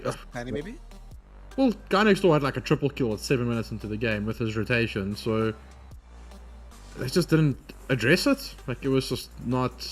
I don't know. This Tiny is going to come out again. I can't see them. Oh, Whiterabbit can snatch it. They've got first pick. Yeah. I think you first pick Tiny, I think, in this situation. I was expecting them to maybe ban Lina, because that's why they banned second last game, but I suppose that Undying really put the fear of God in them, like you mentioned, just emerge onto the map way too soon. Decay is too strong. And the lane. It did kind of ruin the laning phase. Yeah, I was about to actually mention that the lane was actually completely ruined. Oh, they just messed up. They just messed up so bad. If we spent all day here getting money on what's going to be the first pick, we would have lost money all day, because neither of us would have come up with this Crystal Maiden at the very beginning. WRG though, okay. Yeah, Crystal Maiden, and you know why this is a mess up? Because they give away the Tiny, but they give away this Omni Knight as well. I have very mixed feelings on this hero. I'm not entirely sure what to make of him. I'm also very glad that ZIZ did bring him out, because I would have had a hard time being like, well, it's a very straightforward draft from ZIZ, somewhat off kilter from WRG. How do we make this work? But they might have a shot in here, because this Omni Knight hero, to me, still feels a bit finicky. What's your read on the hero? What do you think is going to be providing for ZIZ in this particular game? So we saw it last night in the XT series as well, and the Omni, the team that had Omni won both games, but there were like factors to it. Like there was a primal beast. Omni would dispel the ulti, and so he's obviously good in scenarios, and like our players are starting to rate him very highly. I had a discussion with B about it as well, and he's like, no, like he's raking in the MMR by playing Omni. So I don't know, maybe we're missing something. I'm with you on that boat. I do think there's better heroes. I think a hero like Witch Doctor, for instance, provides you with a similar tool set apart from the Dispel. But Witch Doctor has now not just become like this maledict beast and a sustain. Like he does actually a buttload of damage. Like the heal doing damage now as well, and then his ulti damage was increased with the recent like 7.32B. So I think a hero like Witch Doctor will give you exactly what Omni Knight gives, just more. I guess Guardian Angel against like Juggernaut and stuff is really good. Is it not maybe due to the carries that are emerging now? Phantom Assassin is coming back. We see Juggernaut still being picked. Like Sven is coming. Terrorblade, Naga, Sven, and Omni is just kind of like, hey, I'm just pressing R, and like we ignore all that damage. So that makes sense, because like none of the big carry heroes either build that much magic damage or build or play with magic damage in general. Yeah, that makes sense to me actually. I can certainly see why that would be the case. I think it's the carries that are emerging, and Omni is just kind of like now the hero because of it. So and generally the game feels a a little bit slower, right? So you don't have to, your offlane doesn't have to be provide all the dynamism and get like super far forward, and that also allows your supports to play a little bit slower as well. But a hero that's not slow, yep, you just brought him up, Pango. In a game like this, one thing I do think that Pango Pango does is help with weird when you have a now. hero like Crystal Maiden. It's weird, but I think the idea is going to be playing around zones for WRG here. Whenever I see this Crystal Maiden hero, the only times I've seen it succeed has been with heroes like Phoenix, Mars. There was another hero that I saw would have a good time with. Medusa now because of the. It could be Medusa because of Medusa CM's the mana change now. Like if she's in 1,000 range of the Medusa, it gives double the regen. So like double, that's, which is nuts. yeah, like it's double effective mana regen for Medusa. So she's like 30% tankier. It's absolutely bonkers. So I just seeing it like play around these zones of control. So I think that maybe that's where WRG might be getting this idea. So we might see more heroes with bigger one thing we don't like is more cooldowns. Yeah, remember the CM pos 4 meta like 2018 where everyone would just like max Q and aura and you don't even take a level of the W. I kind of think CM is going back to that because if you get like a spammy lane, like another hero that can spam, and you just doubling that mana regen for them, and you just keep throwing out like frost blasts the entire time, and they spamming as well. Like no carry can lane into that lane. It's absolutely like bonkers. So maybe that's the thought process. I don't know. I just don't think it was first pick worthy because it would not have been banned or picked by ZIZ. So that's kind of you were my. talking about Medusa just now, about the old combo of Medusa Crystal Maiden. I'm thinking about this now, right? So you get this Crystal Maiden with the Medusa. Not only does it allow you to have much more effective like survivability down the line, but one of the only effective ways to counter out the Omni Knight in this laning phase is to outspam him and just to outrange him perpetually. Never allow him to be in range to just have raw survivability. So maybe that's the strat. Like you get this Crystal Maiden, Medusa, then the other heroes you have are like Pango, Mars. Just go as aggressive as possible with everything else. Just make space for these heroes. Yeah, I guess so. Because I do think Tiger is still very much a farming core. He's not the carry that puts his foot on the pit, like the fuel at 15 minutes into the game. But the meta is going that direction. Like carries want to be farming, but Tatsu is probably going to be on this tiny again, and will you have the space because he's just going to keep running at you. Pango, like I want to say Pango is weird because they changed how shield crash works. Like the duration is only like 3 or 4 seconds now, but it blocks more. So it kind of changes how you want to play the hero. You're not just going to throw a shield crash in the fight to have, hey, I've got the shield on me. You kind of have to time it now.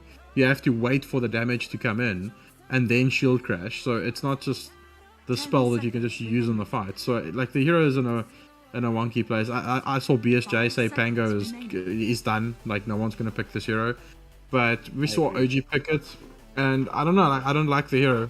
I think he had his time in the sunlight in the mid lane, the diffusal blade rush, but I guess it's a flex because they can still move it to alternate lanes. I can see like some 4 Pango rushing Blink Dagger in some of these games, but as a core, I don't think it's a win condition hero anymore, this Pangolier. No, it's not. It's like, not just gonna get 6. What's the new duration now? It's 5 seconds now on shield crash, right? Yeah, but it blocks So more. bad. So, but it's bad. I mean, listen, I was spamming Pangolier for some easy MMR at some point, right? And let me tell you, the key to this hero wasn't the amount of damage being blocked by that duration. You could sort of play like an idiot, be like, oh, whatever, I'm just gonna press this. People underestimate like how tanky you are because of the shield crash, and now, hey, well, we just wait for 5 seconds and then kill you. 5 seconds. It's kind of a worse version Usual. of I just play sheep. Okay, I like that, but yeah, okay. No, Bloodseeker pick. Well, It's obviously a response to the Pangolier. Crystal Maiden can never feel comfortable because of the blood rights on the ground. And like we've been seeing a lot of Bloodseeker. It's a big problem. I mean, we have seen a lot of Bloodseeker, but I think this is a huge problem because WRG, when one hero by himself counters out your initial opening 2, Crystal Maiden's ultimate now useless. You have to play super far away from fights. And to make matters worse, you often find yourself low on HP as the CM hero, so you provide free vision to the Bloodseeker. Pango, as you outlined, is the hard counter. This is often where we'd see Pangos. Hey, people will just be like, well, this Bloodseeker, I guess Pangolier, sorry buddy, you're playing a support role today, or you're going to be as downgraded as heavily possible. We have been seeing a lot of Bloodseeker, but Unfortunately, my friend, we've also been seeing a lot more strength cores and strength supports. And when you have a hero that does percent-based damage and buys BKB, what can you do? Of course. Can you still pick up Pango while he's rolling with Tusk or Snowball? I think you can. You can, if I remember correctly. If they haven't And changed then, but then the Pango bash still goes off in that little AoE that's inside the Snowball. So that's the play here. Pango gets ruptured, Tusk snowballs him, and then you roll at people in that format. I don't know. The Lina pick is nice. This hero, I don't know, man. I'm a fan of Lina, but she always disappoints. Like, I'm always like, but this hero looks so good, and then they change it and they buff it, and I'm like, oh, Lina, so good. And then Lina gets played and just doesn't do anything. I'm like, okay, it's got this Boots of Travel BKB. The only time like a Lina in recent memory did well was when Somnus like 1v5'd in his base. Like, and she's that one more hero, like, but it doesn't make sense to me because all her spells do a significant amount of damage. I guess like raindrops and stuff like that is just wrecked her ability to like just run around the map and kill people. Because remember, like the old school Yules into a stun, into a nuke, into another nuke, and then 3 right clicks and then you're dead.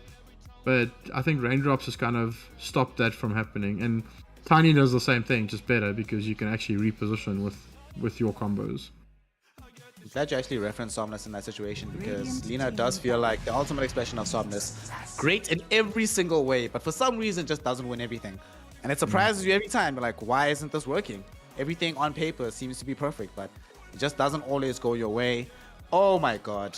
Alright, so in my experience of recent times, this has been the hero that's been making me the saddest. Whenever I see Nyx Assassin, I just want to quit the game. So gonna making your already impoverished Crystal Maiden even more poor.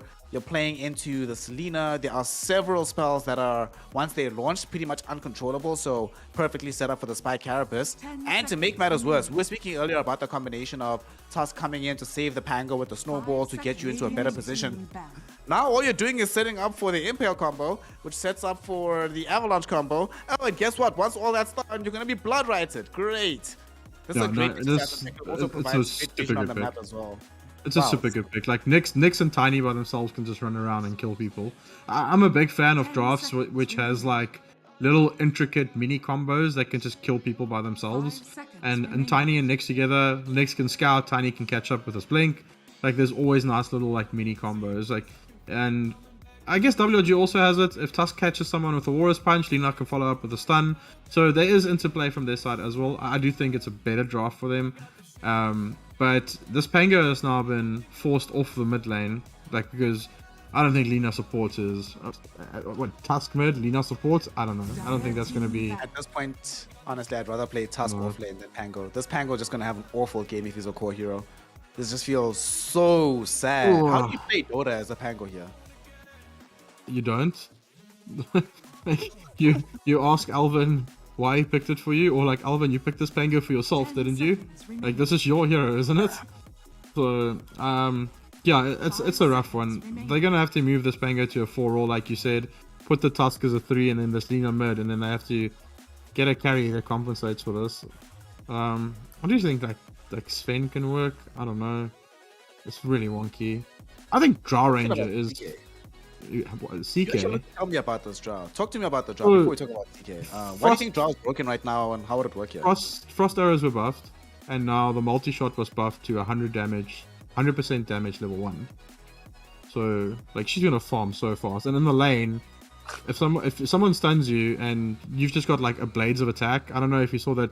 Who was it, like BZM with Ember Spirit, just Blades of Attack, like first item against the puck in the lane, just slide a fisting. You kind of go in that same regard. You get like a Claws of Attack, and you've got 100% damage on multi-shot, like level 1, and Frost Arrow damage was increased as well. So you do quite a significant amount of damage in the lane, and she's going to farm like very quickly. So I do think like Drow is low-key like a hidden gem that people are going to probably discover in the next few weeks. And the other one we spoke about, like right? Come on, Drow. Oh, Monkey. I think that's better. So... Like they needed more team fights. Like they needed like something that's gonna stop these heroes from just running at them. And obviously, the ring of Monkey King it's one of the the biggest things that you don't want to be inside. So 10 seconds remaining. It's also one of the few heroes that can force Bloodseeker to use BKB and have him not necessarily use it to just dominate the entire fight. So that's to be careful about where he positions. You get ruptured, you just stand your ground and you say, sweet, let's go, bring it on. In this game, what deals very easily with this Monkey King? They don't have that much burst damage. If they don't reach him first in the midst of these fights and he's actually allowed to get off a BKB, this could actually be nuts. This could be incredible. I really like this last pick, honestly, from the side of WRG. It's also one of the better heroes in the game versus this Omni Knight lane. In general, how Omni Knight wins the game is by out-sustaining you in the lane, so you either outrange him or somehow out-sustain him yourself, and Monkey King can fit the bill for both of those at the same time. And you're not a hero that cares that much about Nyx Assassin, because in the early game, Boundless Strike is less about getting the stun off and just about ensuring you don't die in the laning phase. I also like I also like Monkey Shard because disengaging, if tiny Avatos combos you and you've got the shard proc, you can actually use it to escape. You stun away from people and then you still land on the end of the spear, so you actually get away from them. So, and they went for the pudge, carry pudge. I like it. Okay. Where's this? All-Flame Bloodseeker. All-Flame Bloodseeker. Okay. Yeah, dude. This is actually so good. One of the ways to deal with this, we're talking about how good the Monkey King commanding can be in this game. Once you get off this Wukongs, you just create this additional zone of control in tandem with the freezing field. Now, suddenly, Jarek's like, okay, I just have to literally wait for you to press your ultimate, and then I press Q. Thanks, buddy. Suddenly, this entire area is not in your control anymore. Lina suddenly has to play a lot more carefully in the midst of these fights. And all of the burst damage they have is mostly going to be on this Lina until much later in the game for the Monkey King. So if you get to this normal, the Ags, Vanguard, BKB timing for the Pudge, how does Jarek actually die in the midst of these fights? Provided, normally I actually really don't like Pudge into Monkey King because often I see Pudge being played into 4 Monkey King or 3 Monkey King. Ergo, situations where he has to lane against the MK. That's not going to be happening in this game. You're not going to see Monkey King for quite a long time, in fact. So either you get this Blink Dagger build, or you get this super tanky Ags build with the BKB. Then you just don't die. Yo, this is actually, I can't even say it. I think WRG needs to start for the first 2 minutes of this game as a tri lane. I agree with that. They've got a good tri lane. Tusk is probably one of the tri lane kings. You've got Monkey plus CM with plus Tuskar. You start as a tri lane for the first 2 minutes, and Millipart just needs to get boots. And cut the wave and pull it to his tower. That's literally what they need to do, yeah. To get this Monkey King a foot in the door before the game kicks off. So I definitely think start as a tri lane here. Just get an easy kill onto his Bloodseeker. Nyx is not gonna save him. You just run in with Tuskar, tag team, CM slows into tag team, Monkey stuns. And you just make sure you kill this Bloodseeker immediately, get the first blood onto your Monkey, and then you go from there. I know that you're an original OG of this Dota landscape, that you're calling Tuskar. That's how I always know the OGs. It's yes, you were there from the dark days, back on the Twilight servers, playing this game. From the dark days. Hey, I'll never forget my first game on the Twilight servers. It was the worst experience of my life. So, get into Dota 1. But none of us had internet, so it was always weekend LANs at a mate's house with the big old dongles, and everyone plugs their PCs into the dongle. And LANing, playing Dota, okay, cool, loving this game. And then finally getting onto the Twilight servers with 3G internet, which was really fast back then. I don't know why it's so rubbish now. But get in, load into this lobby. Obviously, you don't check lobby settings and stuff because you're new to it. It's like friends just load into the lobby and play. This oak had cheats on and he had Zeus and he had the refresh and the game just starts and this oak is just hitting ulti over and over and over again. As you spawn, the entire team just dies. It's okay, that was my first ever Dota 1 live game experience and I kept playing. Explains a lot about the psychology of the kind of person that ends up in Dota. But we are now in the game, waiting to see whether or not WRG can make this run back, stay in the main portion of the tournament by taking over ZIZ and forcing us to a game number 3, or if it's going to be ZIZ continuing to steamroll and getting themselves the 2-0. In the meantime, everybody at home, please remember, if you haven't already, type in EGL1 into the chat. Remember, you can only enter once, but if you do so, you stand a chance to win a Evetech Mouse Pad that'll accelerate your skills. Maybe you'll be the one that's utilizing it in Season 6 of EGL One. They're several seasons away, but you know, we're hoping for the future. Unique, unfortunately, you know why also this next hero sucks, not a hero. You're a support, right? You spent your much precious gold on a smoke. You're like, boys, let's go do something. And then this next hero no just ward. pops, like, in some random spots, and it's like, all right, nothing. Sorry, boys.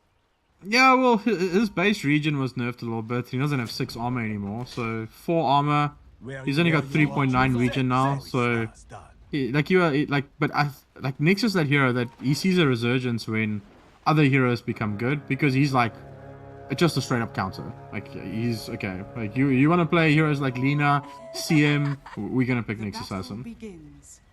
I have an interesting thought for you, not a hero, as we're going to talk to it about it after this fight. Unfortunately, Jarek, the hook only connects onto Spooked. A little bit of team miscommunication there. The angle was actually clean. Phoenix would 100% be dead right now, but because of that little bit of misplay, he's going to be okay, and that's why he gets tipped. We need to get production to have a hook counter for Pudge games.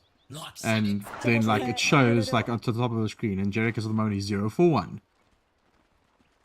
Production? Hook counter? Production, you hearing? Yes, there we go. We've gotten confirmation. Production's going to do it. Shout out to EGL One. Gonna give us... They honor. He's like, they're not happy with us. We might not be here next season.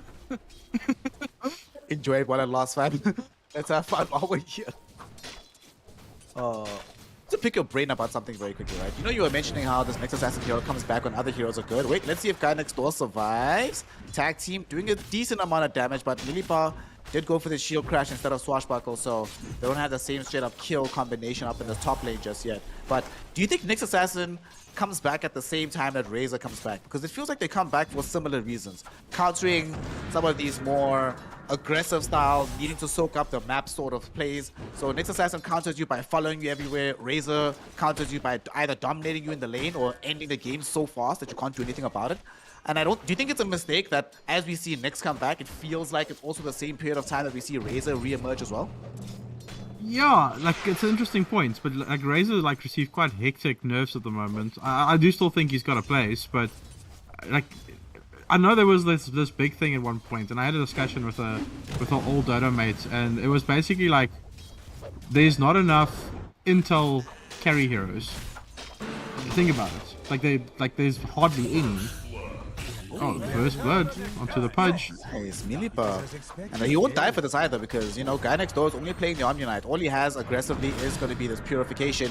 And here's the Shield Crash, providing a lot of protection for Millibar, so they'll find the secondary kill as well. WRG cleaning up this top lane. Turns out they don't even need to throw an aggressive tri-lane into the mix. They can do this just with 2 heroes in the top side of the map. Yeah, no, that was...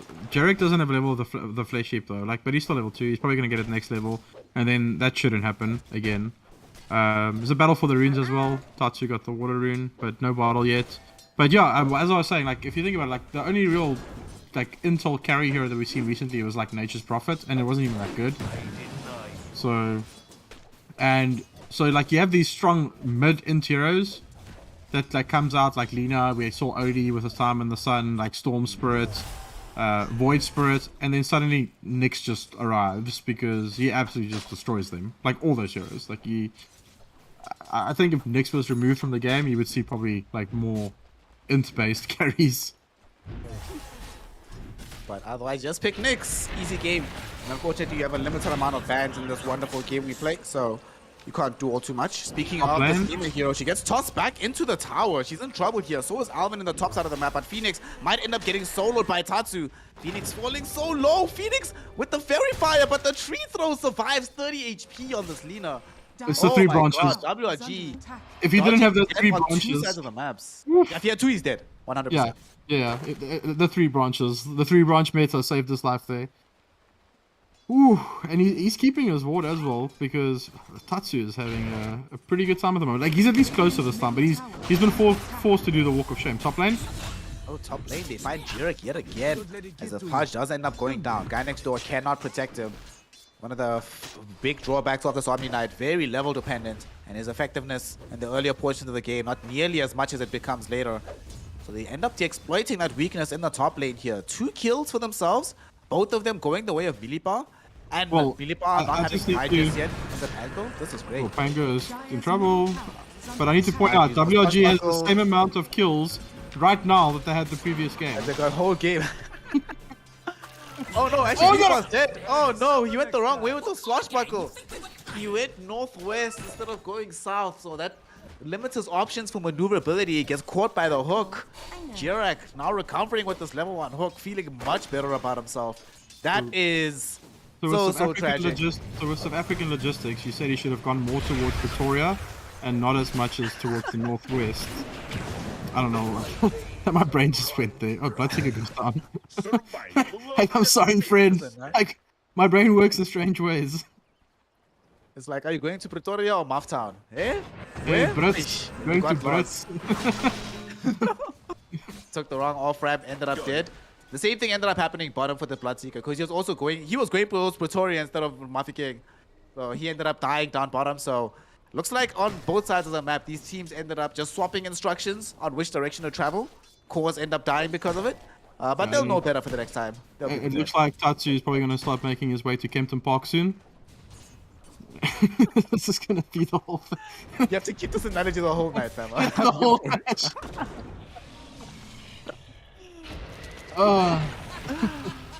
Speaking of Tatsu, as you were mentioning, this time around, not only is he not dominating the lane, but he's finally been overtaken. This is good news for Phoenix, feeling a lot better about himself. Sometimes I think as a Dota player, you need the confidence boost, not just of, say, being in a better position in the game, but being able to win the lane. Bottom lane, though, this is not going to be good. They end up almost getting a quick kill onto Spook there. Bloodrat buys a little bit of time. There's no ball to get past it, but Tiger comes in as well. The Boundless Strike to combo up with the Primal Spring enables them to bring down Spook. And they're not done just yet. They're going to entrap Unique within the ice shards. The ice between the Tusk and the Crystal Maiden should be more than enough to freeze this little bug. And Unique will be getting an express ticket back to the fountain. WRG doubling the kills they got last game. They might make it even more than double. Jirak a little bit low in the top lane. Swashbuckle brings him very low. He has to be careful though. Fortunately for him though, he knows for a fact that they do not have additional support in the top lane, as he's seen the other supports killing his compatriots all across the map, but that does allow him to play a little bit more safely in the top side of the map on this pudge. So Jerry kind of wants to be staying on his own at the moment. He's just picked up the Ring of Health. He's going to want to be just kind of staying in this lane, but I do think when Pango hits 6, he can kill him. Like, look at Millipar's build here. Like, 3 levels. Nice one. He's actually, dude, this is actually crazy. 3 heroes show up. That's what sucks about Omni Knight early on. You go somewhere on the map, and what do you provide? And now that you're here, they know that you're not top lane. So Millipa, is that a solo kill? No, okay. Alvin is here. No. Tusk was there as well, but he went 3 levels into the shield crash. So, like, he's got quite a bit of like burst damage. He doesn't have the Orb of Corrosion yet, so this punch is really taking a lot of damage. I would have actually liked to see the chainmail, like just to try and block some of these damages. Like, he went for the cloak instead, but like he is going to go into phase boots at some point, so it's just probably like a chainmail to try and like ETB back in top. Okay, he needs help here. Like, more bodies need to come in. Coming, but there's also an assault coming in from WRG as they make the initial aggressive roll in with the snowball. They don't have any more damage from Millibar because he does not have access to the Rolling Thunder, so the support provided by the Omni will be enough to Jirak to rot down Alvin. That's a pretty big play that ends up happening in middle as well. Tatsu trying to chase down Phoenix, but not sure we'll have the range on this one. He actually does. Are you kidding me? What is this avalanche spell? What was that? Around the corner, slaps him with the drive-by, and Tatsu gets the solo kill middle. Losing the lane, it's fine. I'm going to recover over your dead corpse. Phoenix is playing this way too greedy. Like, Tatsu's playing this active, I'm going to run around the map killing people build. Like, he's 6 again and he didn't take ult. Like, he went 3-1-2. So, I don't know. Like, it's... Spook is dead again. Bloodseeker does die. Oh gosh. That is not great. That is not great. This is a bit of a frustration, right? If you're Tatsu, you're like, yo, I just solo killed this guy. I forced him to over-aggress. I've gotten back all this advantage, but your side lanes are going atrociously right now. Bloodseeker is very low on the net worth. So is this Pudge at the moment. Wait, no, what? Wait, what? How? How? Like, he's second, my friend. He's like 100 goals behind the monkey. So, like, he's been trading. He's died 3 times, and he's top of the net worth. Bottom lane, Alvin's about to die as well as he's chasing underneath the tier 1 tower, trying to find Unique. Will not be able to grab him. loses his life instead, and now Spook also going to turn the aggression Tatsu. towards Bipolar. Tatsu made the first TP in, tosses forward the Bloodseeker. Double kill going to be gained Tiger needs to automatically back. for him. At the same time, while Tiger is running away, they will also force back this melee bar Pangolier because he was also in a dangerous position. So on two sides of the map, ZIZ yet again finding simultaneous aggression, and it's working out for them. It was looking so good for WRG, but with this reprisal, somehow, while all this is happening, Jarek just gets the top net worth quite casually. But Tatsu Going on might die Tatsu for this. bottom. He stuck around too long in this bottom lane. The Avalanche, it comes before the Ice Shot. Oh no, the Tusk is dead. He can't lock in Tatsu. Spook might still end up taking a tumble here, but no, there's going to be the Dispel and the heal coming from Guy next door, or rather the No status ulti. resistance of the Heavenly There's no Grace. ult on Phoenix. And with no ultis, Phoenix doesn't have Laguna Blade. He will throw down the LSA, but where's the burst? Not.a.hero. Tiger needs to get out. He can't escape the Blood Rat in time. He will end up taking a tumble, and Tatsu drops down to 200 HP, but with no burst from the Laguna Blade, Phoenix can't He's got kill it him. now. Phoenix now finally does have it. So Tatsu needs to be careful. Tatsu trying to bait him. Avalanche, buys time, Blood Rat, silences him. No Laguna, and now he's dead. Oh my god, ZIZ outplaying WRG at the moment. Spooked will die for this, but it's a death well worth it, my friend. As you're going down for the sake of style points. That's if he even die. And Spooked, You a got him. little bit of time does get bought. Will finally die, but my goodness, even if they don't take the tower here, Not.a.hero, they have inflicted emotional damage down in this bottom lane. That's the thing, like, if he took his ult at 6, he could have thrown it way earlier and secured the kill. But then he came back in, got Avalanche stunned again, and then the Blood Drive. But Tiger also misplayed there. Like, he could have dodged the Blood Drive damage with, just with the Mischief. Like, he could have dodged that last tick with Mischief, and he actually would have gotten out. They have to Middle? get this kill. Tatsu has to die. Tatsu must die here. Avalanche, okay. Whew. Alright. And Jerick is sitting pretty. Like, down bottom. They're gonna get more from this. They actually killed Omni Knight as well. Milibar, will he be able to get out of this is the question. Nice freezing field from Bipolar.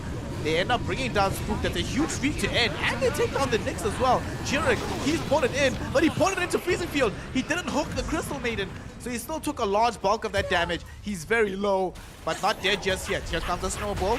Will they be able to kill him? Milibar so low. 1 second until the swashbuckle. No mana available. He might not need it, but Jerick still alive. Where's the mana for the swashbuckle? No mana. Oh my god, Milibar forced to retreat.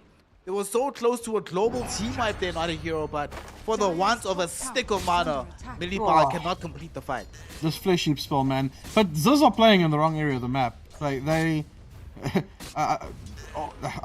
kind of like just pulled bodies to this bottom area, and actually WRG's playing in the wrong area. Like, yes, they got kills in this bot area, but it's into this offlane tower. This top tower. Okay, Tiger's in the right now. Like, he moved to this top lane. He's putting pressure on this lane. This is what they want to play. Like, Jerick is just farming at the moment, and he just got like a kill out of it as well. So he's going to hit his timings on this page. He's going Blink Dagger next. He's not going for the Ags Rush. I don't know if I like that as a carry pudge. Like, as a mid pudge, I get it. He changed it. Okay, yeah. No, like that's... I think he knew we were about to play them. Okay, you see a jump in onto Tatsu, eye shots, holding him in position. They should have the kill here. This time around, Phoenix has a little bit of PTSD, so commits the full Laguna Blade, and they're going to get the tower from this. Alright, this is the correct play. I was going to say, to buttress your point about them not playing on the wrong side of the map, they kept rolling down bottom. Erstwhile, the bottom, the tower, not very important. Mid lane was getting slowly but surely whittled down. Now that they've got the mid, and they're keeping Tiger safe on top to finish that tower, they have Looking much pretty. more area on the map to play with. This feels a lot better. And because they still kept their own mid as well. Right now, they get ruptured on Milibar. The one counter that Bloodseeker, or the one counter Pango has into this Bloodseeker, Oh, they can play is to hard just bring now. allies. Yeah, like there's no rupture at the moment. They can smoke up, push up this lane, smoke up and go. Oh, they found blue. Oh, they don't see him though. They don't see him. There's a sentry on the side there. They had him for a second. I think he just got caught on the edge there, but They're going on Tatsu top. Tatsu might not die for this just yet though. They do not have access to the Wukong's commands. I'm not sure about their damage output. Tatsu though will get boundless struck. They even bring in Phoenix for this one. Okay. No allies? Where was the Omni Knight? Omni, Hey, where you they at, can bro? keep going. What's happening? Like, Rupture's still down for 25 seconds, but he also doesn't have mana. This is very bad. Unique might end up dying here as well because they do have Oh, the dust, so headshots. he can't necessarily get himself out with the Vendetta. Doesn't even have it available. Will get hit up with this Rolling Thunder. And as you mentioned earlier, Spook, no access to this Axis Rupture, so no counter. No 1,000 options. times better by Easy. WRG. Where was this team game one? Like they've got some, They need to shake the cobwebs out. It was a practice game. and they've got simple stuns and simple spells. Like they've got easy ways to kill. It's not this Visage and Lone Druid that needs to be like level 15 before you can start doing anything. And they're straight into the rush pit. Like Lina plus Tuskar with tag team, pretty good. They don't even know this is happening. They've got no idea this is happening. They can't get you. And unlike in game number 1, ZIZ themselves don't necessarily have easy access to the Roche until they get the shard for the Bloodseeker. So still gonna be a while before they can effectively make these kind of plays. They still have the tier 1 tower bottom, and it's really healthy. Dude, I would defend this if I was them. Yeah, they're pulling the bodies in. They have to defend this. Tusk here first. And here come the Power Rangers. Who are we going on, boys? Alvin needed to go a bit earlier there. Yeah, Alvin needed to go a bit earlier. Like I think he waited for that Lina TP like too long, because he could have gone and she could have TP to the creep wave instead of the tower for like the faster TP, and that could have definitely been a kill. But their tower stays alive, and that's what's important. They have all 3 of their tier 1 towers still alive right now. Not just alive, but except for the one down bottom, all of the other towers in pretty decent HP ranges right now. So if they can take this bottom tier 1 for themselves and not lose too much off the back of it, this starts to feel really, really good. Our Jerick should be fine. He's already most of the way towards the Aghanims. That would have been 1800 HP. Fair and balanced at level 12. Yeah, and only 3 flesh heap stacks. Only 3, fam. That's what's They're assembling mid. They found Millipar. Millipar certainly gonna die here. Blood rides it up, silence. A tree gets thrown into his face and he will end up dying. At the same time, Jerick's double down in this bottom side of the map, gets snowballed into by Alvin, taking damage from Phoenix, but with Guidance Door being nearby, there's too much sustain to truly threaten this Pudge. They will not be able to kill him. At the same time though, because they had to commit some of these numbers through the bottom lane, they don't have any defense for middle anymore. As Tatsu gets jumped upon by Tiger, Phoenix is here as well. He's certainly going to end up dying on Tatsu's Tiny. As he gets brought down, WRG turning up the pressure all across the map. And they still defend the tier 1 tower middle. They're going to lose the tier 1 bottom for this, but hashtag worth, my friend. These are the kind of game-winning decisions. And they might not even lose it. Look what they're doing. They're thinking about actually making an immediate rotation bottom to still contest the area. There's no mana on Phoenix though. He's got like a full bottle. Oh, they're TPing bodies in. They're scared. Look at ZIZ. And there's no ags on punches. Rolling Thunder, gonna interrupt us for a while. Alvin is here as well. Here comes Tiger, closing this gap. Rupture will finally emerge, and Wukong's not out just yet. The hook will come in. Tiger, silence. Patience to wait, but he's silenced up right now. Can't get the ultimate off. The Monkey King is dead. LSA will drop down to bring down this Nick Assassin, and now they can get in the freezing field without kills. Jerick cannot find Bipolar, taking so much damage, but Spook space with the blood right and chasing down and killing Alvin, finding himself a double kill. Jerick looking for more. Crystal Maiden is dead. Minibar caught behind the tier 1 tower as well and brought down. Suddenly Phoenix is all alone. Gives up the initial Aegis. That's life number 1. Pudge with the Aghanim Scepter is certainly gonna chomp you down on life number 2. And that is gonna be a full damn team wipe in this bottom lane. WRG cannot defend the tower. They cannot defend their lives. And ZIZ back in control of this game. The moment Tiger went down there, that was a no-go for them. They lost this monkey. He's level 11. He had the Wukongs. He got hooked. Like, Jerick was going for the hook on the Pango because he had Rupture on him. And the monkey got caught instead. And just into a blood right. Immediately down. Didn't get the Wukongs out. And that was a massive difference in that fight. Like, he is their top net worth. He's got the Echo Saber. It would have definitely like made a difference if the Wukongs came out there, because they were just too comfortable. Like, Jerick just ran straight up to the sea and they're going mid. Just trying to kill Unique. Unique will happily die if he can bring the tower into deny range. Nice hook though! Jerick ends up finding Phoenix. The freeze will finally come out onto the Nyx Assassin, but he's done his job. They don't even get the tower denied. They take it heads up. They throw the punch forward so he can dismember the Pangolier and prevent the Rolling Thunder. That's a dead Pango. Blink forward from Tatsu. So that's going to be a dead Crystal Maiden as well. 3 heroes fall in this mid lane. So does the tower. ZIZ. You know what, Not.a.hero? You know what? Just Ags pick up, I am willing to bet money. I'm willing to bet money right now that every single person on the side of ZIZ is playing with a Evetech mouse pad at the moment. All of them had already typed in EGL One in chat. And I Got the guarantee at least glasses. one of them had won it. And they already got the glasses. They spent the guap to buy the mouse pads. If you don't want to have to spend that money, please type EGL One in chat. Only do it one time. And you can also be like Jarek in finding these clutch hooks in between everybody. Feels like he's threading the needle, but doing it perfectly so far. It looked really good for WRG, but ZIZ has played towards their item timing so well. Jarek, even though with a few deaths under the belt, like he kept farming, he kept being on top of the net worth. And the moment this axe came out, 5-man bottom. Like, oh, look Jarek's again. not done. Look at him in the jungle, getting the hook. He's using that mouse pad to good effect. Obviously, the competition is only open for South African residents, so feels bad if you're not in the country. You can't become like Jarek, at least not that easily. And now he has an Eternal Shroud. Great pre-20-minute Eternal Shroud Aghanim Scepter. So opting instead of going for this BKB route, he says, you know what? I'm just not going to die through just sheer output of magical damage. And he knows how many BKBs are coming up. There's one from Tiger that's coming. Ooh. Nice blink away. But that's it, right? One from Tiger. They are not opting to go for BKB on this Lina. And I must say, I wholeheartedly disagree with Felix about this. The monkey can't fight into this pudge at all. Like, he needs to stay away from... Oh, he went Aetherlings? Yeah, this build. Aetherlings, bots Aetherlings into Silver Edge. No BKB? No BKB in this game? Really? I don't know. You're smarter than me if I'm explaining. No, I don't know. Like, I know there was like this thing about people were like theory crafting that spell casting Lina's gonna come back, and that's probably why the Aetherlings, because of her talent changes. Like minus 3.5 second Dragon Slave cooldown, 130 Light Strike Array, and then 11% spell amp at 20. So people were like theory crafting that, but then you have to commit for it. Then you have to go like BKB now and then like E-Blade. But he's going silvers. Oh, they found the tiny. Let's see if Phoenix can unleash some of this potential. Boundless Strike will be there. Laguna Blade. That does actually help to kill the Pudge. Dust? Or the Tiny, rather. But here is the Pudge. Jarek, let's see how easy it's going to be to bring him down without the Laguna Blade. Activates the ultimate with the Dismember. Not at the ready just yet. Going to try to chomp down on the Pango. Doesn't need to do so because here is Bloodseeker finding the Rupture and the right-click damage. Finally, we unleash the Dismember. Goes on to the Tusk. Tiger, now all alone, isolated inside the Wukong's command range. Easily brought down by Jarek with the Aghanim Scepter. He didn't even need to use the active on the Flesh Heap. Just doing this with the E-Shroud, Rots, and just running these heroes down. 3.7k HP. 3.7k HP, Snare. Seems very balanced.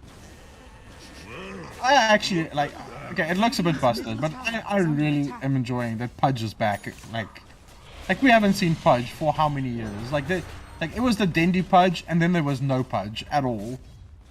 Maybe a Phalanx Pudge for our South African peeps, but for those that face that terrifying beast at one stage in their lives. But like, I'm happy Pudge is back, man. Like the hero is just middle. Oh, okay, they've got potential to kill. Like that's the thing. It's just the team fights that are going like horribly wrong. So they kind of need to shove out their lanes on WRG and just look for the picks. Like they cannot team fight into this Pudge. Jarek! Uh-oh, this is the wrong place to be. LSA will catch him out, but the hook there onto Phoenix. Look at this damage from the Pudge. This is ridiculous. They're going to lose the Lina as well as the Tusk. And now with the Rupture onto Bipolar, it's going to get blinked upon. Will get brought down. They don't even need the Dismember for that one. Wherever Jarek is, upgrade it, but who even needs it? Wherever Jarek is, WRG must not be there. Like it's so anywhere else. Yeah, like he's got 3k HP by himself. But when Omni puts the Heavenly Grace on him, it goes up to like 3.7k. It's absolutely like it's dumb. What is he going there? Let's see. Pudge can do what he wants right now. Honestly, I think he doesn't care. He's thinking about the most malicious item to build next. Dagon. Might as well. Give stats. What I'm looking at right now is Tiger. So Tiger's supposed to be the Ursart's counter, right, to this Pudge hero. He can't fight him at all. Such an immense amount of burst, but he can't right now, like you mentioned earlier. But also, because he went for this Echo Saber first, as a more fighting-oriented build, and they failed to capitalize on those early few fights, now he's going to be behind in the damage output. Even when he gets to this Desolator, he's going to pump BKB, stand inside Wukong's, and Pudge will literally just stand next to him and kill him faster than he can output damage inside his I would have actually liked to see the Nisha build this game. Like Nisha like rushes Deso BKB, and then you just like you work from there. Like Deso BKB, and then like Scardy or whatever. And like he needs because he's farming pretty slow at the moment because of this like Echo as well. He split the echo for his BKB. I guess that was the thought process. He does have the dagger of Restore, which is really good. But do you even want to consume 100 health to gain 40 like damage? No. I don't know. No. No. In Against this this game, punch. every piece of HP is so useful. I can't die. This punch is so strong right now. They've taken down the bottom tower. Okay, alright. Click on Jarek's build and tell me you anticipated this. He's Building for fun. He's having himself a good old time. E-Blade being considered by the Jarek punch. It works if they draft, man. Like tiny combo with the E-Blade. Like the Nyx can get in there as well. It's just yeah, like and like if he casts on a Monkey's a sad boy. If he doesn't have BKB. I was about to bring that up, that like Monkey King. It's actually shocking how much damage you lose when you're E-Bladed. And you're just like, well, okay.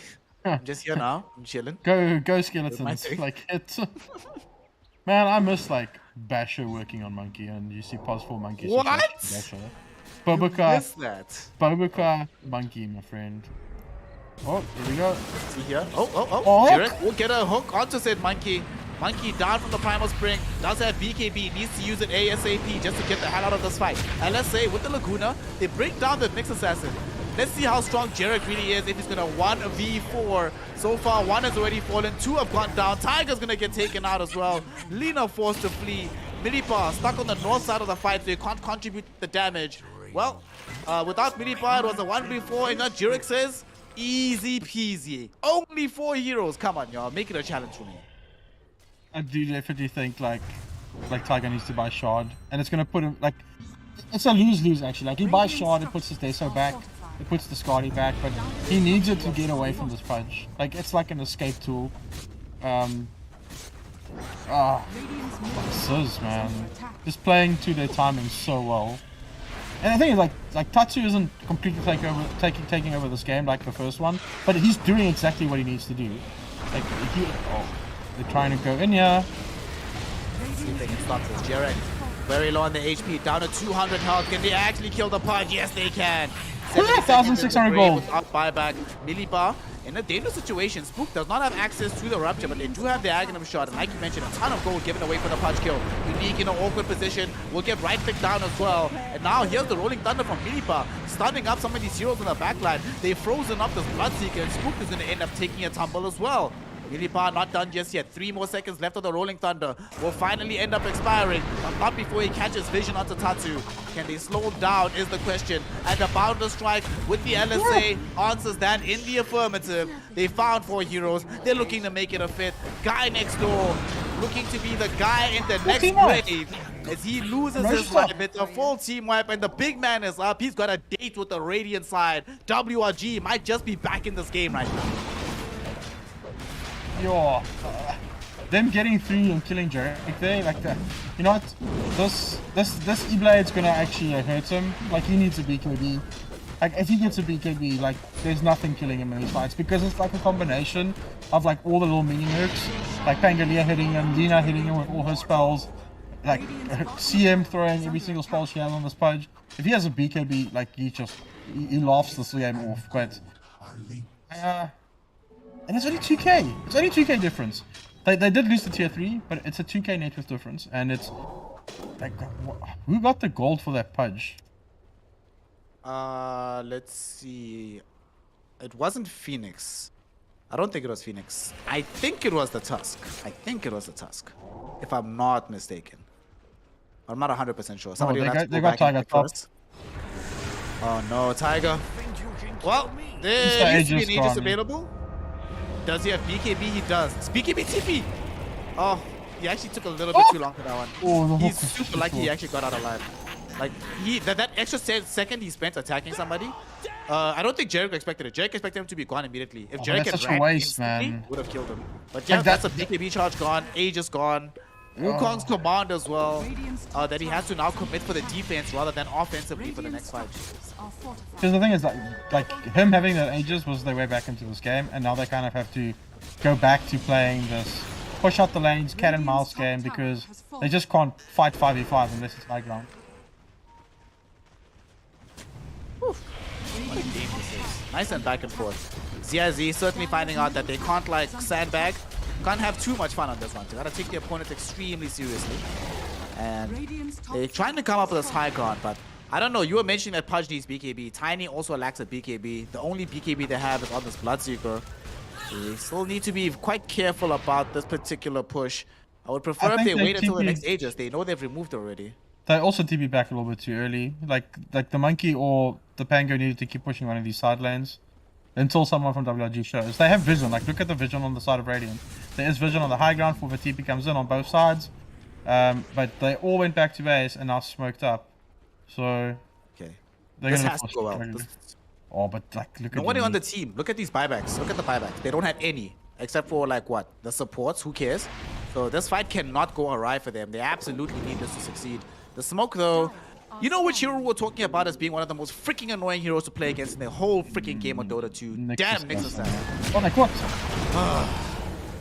Who cares? He's That's good that's not what you wanted to get though. Yeah. So annoying.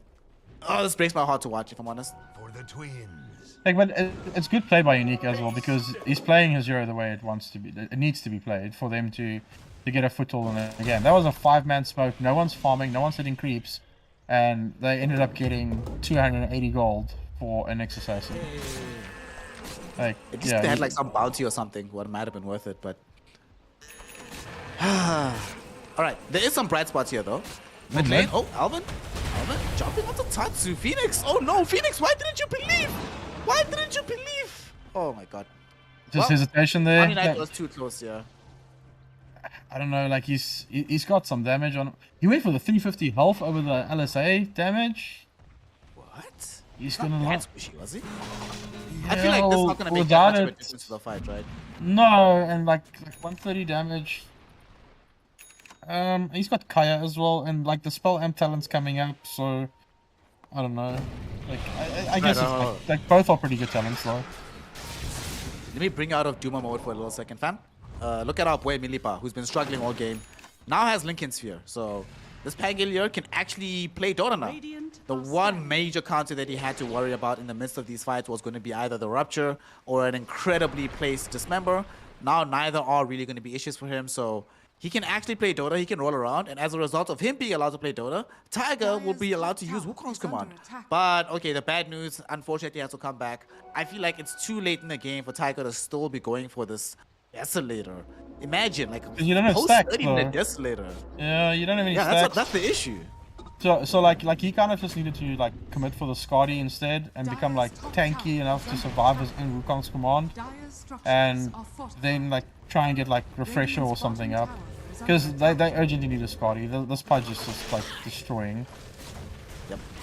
Pudge and Omni, like, they don't have a natural Shiva's God buyer. Nobody's they're been bringing the building bodies. that, so they will find Unique though. Ooh, that must be satisfying. Killing the Nyx so early, but now Milipa gets gumped on. He's gonna be dismembered. Rod of Atos broke the Lincoln, so they have the buyback. damage through the dismember. No buyback available for the Pango, and Nyx already returned into the fray. Tiger regrettably dropped the Wukongs onto the high ground preemptively, so now they will not have it available as soon as this expires. How on earth do they fight this? They get Jarak into the air. double avalanche. But Tatsu even better avalanche onto the CM as well as Tiger. BKB will finally emerge from the Monkey King, but Jarek has already jumped onto and killed this Lina. She will buy back, but how can she force ZIZ back from the base? Jarek falling very low. There's the Laguna, there's the right click. Jarek will die at long loss. Does require several buybacks, but now Spook might have an open way into the fight, jumping in with these right clicks and the BKB going. It's about to finish though, so he needs to be careful about his positioning. Freezing Field doing decent amounts of damage. Ice Shards will be there to hold him in position, and they do end up killing the Bloodseeker as well. Phoenix with this buyback, proving to be the engine that might just save WRG in this game. Tiger falling very low. I feel if Phoenix went to right click build, yeah, he would have destroyed in these fights. He's getting so many right clicks off, but he just doesn't have damage. Yeah. Oh, Does not have the damage. Nor does Tiger. Both of them had to buy back just to try and shove ZIZ out of the base, but 4 heroes buying back just for a team wipe that didn't even look like they were super favored throughout it. This still has to be a very bitter pill to swallow, despite the fact that you defend the base. oh, they caught. Oh, he punched the creep though. That's actually a pretty big creep because he's trying to build Aghanim set right now for this Omni Knight. So decent one, and to give Phoenix the kill. I mean, when you buy back, you'll take anything you can get, right? Not the most amount of gold in the world, but he'll take it on the side of Phoenix right now. What's it with the buyback statuses, man? Like, no one on ZIZ, apart from Omni, has buyback as well. Not that they need it at the moment, but it's just like really strange to see a 34-minute game and people don't have buybacks. I mean, to be fair to ZIZ, they've been playing the last 10 minutes on Radiant side. Yeah. So maybe they were like, Kind of like, whatever. okay, ooh, Jarek is in, he's looking. Hasn't committed the hook just yet. LSA will actually catch him. He might be in danger here. Hasn't been able to get off the Eternal Shroud just yet. Will pop the BKB. Finally does buy the item. They get the Rolling Thunder from Milipa. They need to He's get allowed out. to escape. All they catch is Alvin. But honestly, trade Alvin's life for a BKB charge out of the Pudge. Hashtag worth, baby. Add most of the damage on the tier 2 tower. Yeah, but no Wukongs, no Rolling Thunder at the moment. They kind of just need to park cheesy until both these spells are back up again. What's the rush timer here, Snare? Like, we'll find out. Give me a guess. Give me a guess. I think it feels like a fast one for some reason. I have this feeling it's gonna come like really quickly. Like right now, like in 20 seconds. Like insta spawn. Dire's top tower is under attack. Because if WRG gets Oh, on the Tiger. road, like that's an Ag Scepter or a Refresher Shroud. So who would they give the Ags to? Probably Tusk.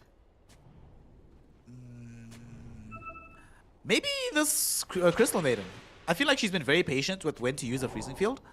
So if you can wait Oh no, after the you'll give it BKB to silence- Lina with this new Ags because he went for the spell roll. Oh yeah, dude, that flame Yeah. cloak. Yeah. Yeah. That spell's actually pretty strong. You 'Cause know how it, I like, know that spell is really strong? It's in all of my ability draft games. So that's how I spell know. amp by 30%. Like, yikes. Right, but they have to defend this bottom lane first though. They are going to be playing this 4v5 as Tusk is down for the count for a while, but not the easiest push for ZIZ. That's one of the biggest weaknesses of their draft. They have a pretty hard time bringing down these melee barracks. They're trying their best right now. Phoenix will get stunned up by the Carapace. They're just trying to allow Tatsu to break this through. Heavenly Grace, some right clicks. They'll eventually be able to get it because WRG a little bit skittish about jumping in the fight. But I'm not sure if they escape from this though. Here goes in Tiger. Avalanche, well placed. But they will need to get out right now. Boundless Strike catches the Nyx Assassin. So there's the Rolling Thunder interrupting the fight. Nyx is gone. They need to leave right now on the side of ZIZ as that was a dieback as well. Tusk also ends up dying back too. Hook back onto the CM. She dies as well. Spooked with the BKB. Proving to be too powerful for WRG. I got They through don't that have ulti anything way left in too the tank. early. Yeah, that Wukong's too soon. Oh no, where was the follow-up? Spooked almost died. Why didn't the rest of the squad believe? I know why, because Jarek is in their face. The fat man is chomping them down. There goes Tiger, 100 seconds in the grave. It's a dieback. And they will clean up the lane of racks. The question is, will they go for more, knowing for a fact they only have to play 4 versus 3, and soon it'll be 5 versus 3 for at least the next 30 seconds. Radiant's middle barracks Double are catapult under wave as well. They're definitely going to keep pressuring here. Like, this Lino's got burst now, but not enough burst to kill Jarek. With his 5k HP. Radiant's middle barracks And a Cloak of Flames feels nice. Radiant's middle barracks has fallen. Like, that's the feels I'm playing. Uh-oh. It just doesn't feel like it's, like, draining any mana. Like, they're just always full. And he's hitting them over and over and over again. And Roshan's up. Like, easy Rosh. What does it have? Yeah. Oh, Cheese and check eggs. how soon it was. Yeah. Cheese You know, and actually, eggs. Not.a.hero, you're a kinder man than me. I wouldn't say necessarily that the Pango Diffusal Blade isn't doing too much. I'd say Pango, the hero, is just proving to be extremely lackluster in this game. Yeah, he's been involved in like a huge portion of their kills, but imagine a world where this is a Mars, for example, instead of him playing Pango here. How much of a difference you could have Yeah. made to some of these team fights. Yeah, I 100% agree with you. Like, and early on as well, like Mars, like even something like a Magnus, like with your monkey, you give him the buff so you can actually farm faster, or like anything. Like this Pangolier hero is just. But Milipa had a really good lane. Like it looked like they were stopping Jarek from farming, but he just kept like up on the net worth. But it just didn't allow them to. Like the strength was taken away by the Bloodseeker pick because early on you want a Rolling Thunder and that should set up kills for you. But every time he did it, like Spooked was just there to cast Rapture on him and wasn't having a good time.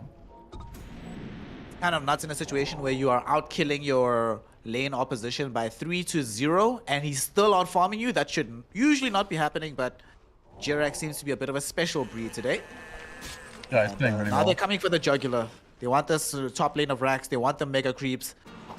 Can WRG stop them? I don't see how they can. If this Lina had a they right went click to build, I try. would have said yes. Like, but this E-Blade build, he went. Oh, he's in. Meatball's trying right now. The Aghanim shot buying time. They're actually going for the Omni Knight first. They burst them down on the edge of the fight. Bloodseeker trying to run down the Crystal Maiden. Not going to be able to do so just yet. Phoenix throwing in as many right clicks as he can, but not enough damage just yet. Will eventually be able to burst down Spook, but at the same time, it does cost the life of Tiger, who's trying to buy space on the north end of the fight. Regrettably, that space will come at the cost of his own life. Jurek falling somewhat low here to this LSA damage. They're trying to chain them down and chip them piece by piece, and the chip will eventually work. They've killed the leader. Guy next door did buy back. His return to the fight. Tatsu going forward, tossing back heavy power into the heroes. But here is Bipolar as well as the Lina doing what they can. But Jurek on the respawn, blinking straight into the Lina with the dismember, hooking back Bipolar and bringing down the CM with no buyback available for her either. It's 70 seconds in the grave. And ZIZ, they know that Jurek's at max health. Phoenix cannot do it alone. Phoenix's Lincolns will be broken. Phoenix's life will be broken. And I think Not.a.hero, that WRG spirit might have been taken with them as well. As now they will be taken down with 2 mega creeps.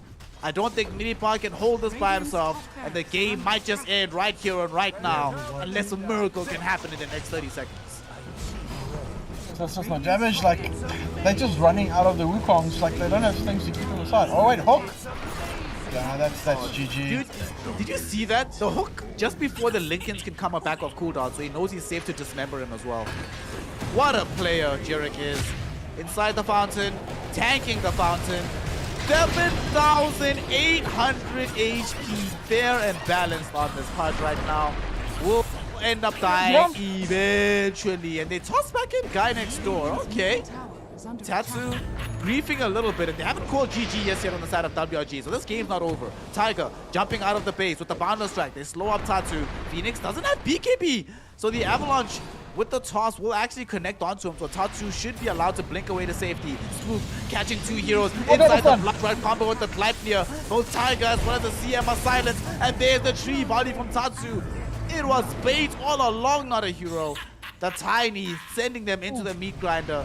They buy back, but this game might just be over. Yeah, no Wukongs on Monkey. Like, Lina's got combo again in 17 seconds, but it's looking rough because this Tiny with this axe is also doing quite a significant amount of damage at the moment. Oh, look at the CM! Didn't even flag this. My god! That axe. Well, there's a dieback again. There's a dive. Literally, as soon as all these buybacks came back off cooldown, everybody's like insta-clicking it. Buyback immediately. And we can understand why. WRG, if they cannot keep holding on right now, they will find themselves with no way up to get not only to 4th place in the tournament, but championship is completely out of the question. 5th place will be all that your ambitions can allow you. And here's, what do we call this here? The desperation smoke. Is this going to work out? Without, weirdly enough, I don't think this can work without the Crystal Maiden. And Megas is already like on the way to the base, and their wave clear isn't. Oh wait, they found something, but it's just a Nyx assassin, man. Like, he's okay with that. And Megas are approaching. Okay, comes Mega creeps. Like, I'm very happy that the flag bearer creeps, when they become Mega creeps, didn't get like an upgrade. That the HP region would have increased or something. Like that would have been. Yeah, that would have been a little bit dumb. It would have made sense, but Dota's not about making sense. Nope. I mean, it's weird, like both of us are talking about this, right? That all of these changes somehow just leading to longer and longer games. They should have at least made like the flag bearer. I would have been okay with it being 3 times as strong. Sadly, I would have also been okay with Tiger being 2 or 3 times as strong as well. As he dies middle. Why was he here? Tiger! He just got Tiny comboed. And he says a lot of damage. A lot of damage and a lot of grief indeed. 100 seconds. Can they kill Tatsu though? Tatsu can't get off his BKB. Tatsu gets bursted. Tatsu doesn't have buyback. Now it's all up to Jurek and Spook to see if they can close out the game. But Phoenix also trying to be a carry for his squad. They bait out the early usage of the ultimate from the Omni Knight. The GA will end soon though. And that means that ZIZ, I'm not sure they can stay here. I think they have to back. The smart thing would be to back right now. Jurek, I know you're having fun, my friend. Let's see what you got. We'll try a hook onto the tusk. Alvin, though, comboing with Phoenix. They try to turn this one around, but Alvin will die first. 100 seconds in the grave, no buyback. Jurek finds a hook onto this Pango. Finally gets off his own BKB. Freezing Field comes in from Bipolar. Doesn't have a BKB, but 4 stops outside of the Blood Ride. Spook forced to commit a BKB.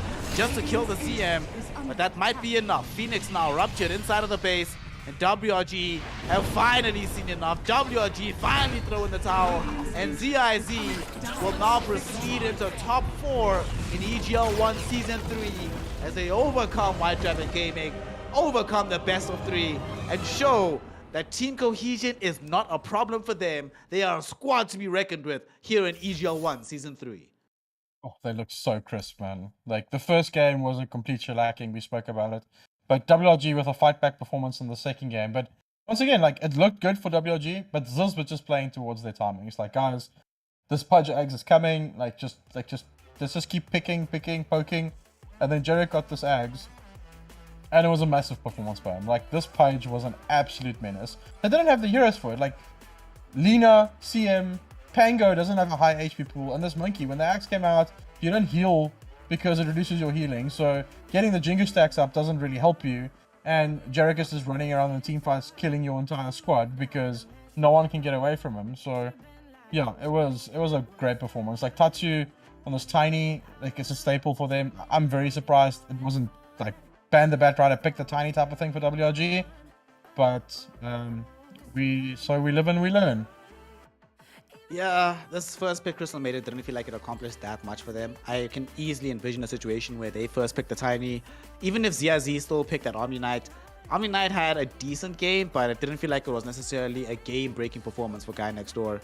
Did feel like WRG sort of allowed themselves to be exploited in the drafting phase a little bit. Not only with the first pick Crystal Maiden not dealing with the Tiny, but this Pangolier. It's one thing to pick Pangolier first phase at the very end of this phase number 1, but it's another thing when you have, 5, 7, 9, and you still don't ban Bloodseeker? One of the hardest counters in the game, and that made the game impossible for him. And your openers are CM plus Pango. Was either of those heroes gonna get banned? Nah, 0% chance. There's actually the only hero in their draft that I could envision being banned in any kind of normal game would be Monkey King and Lina. They banned Lina themselves, game number 1.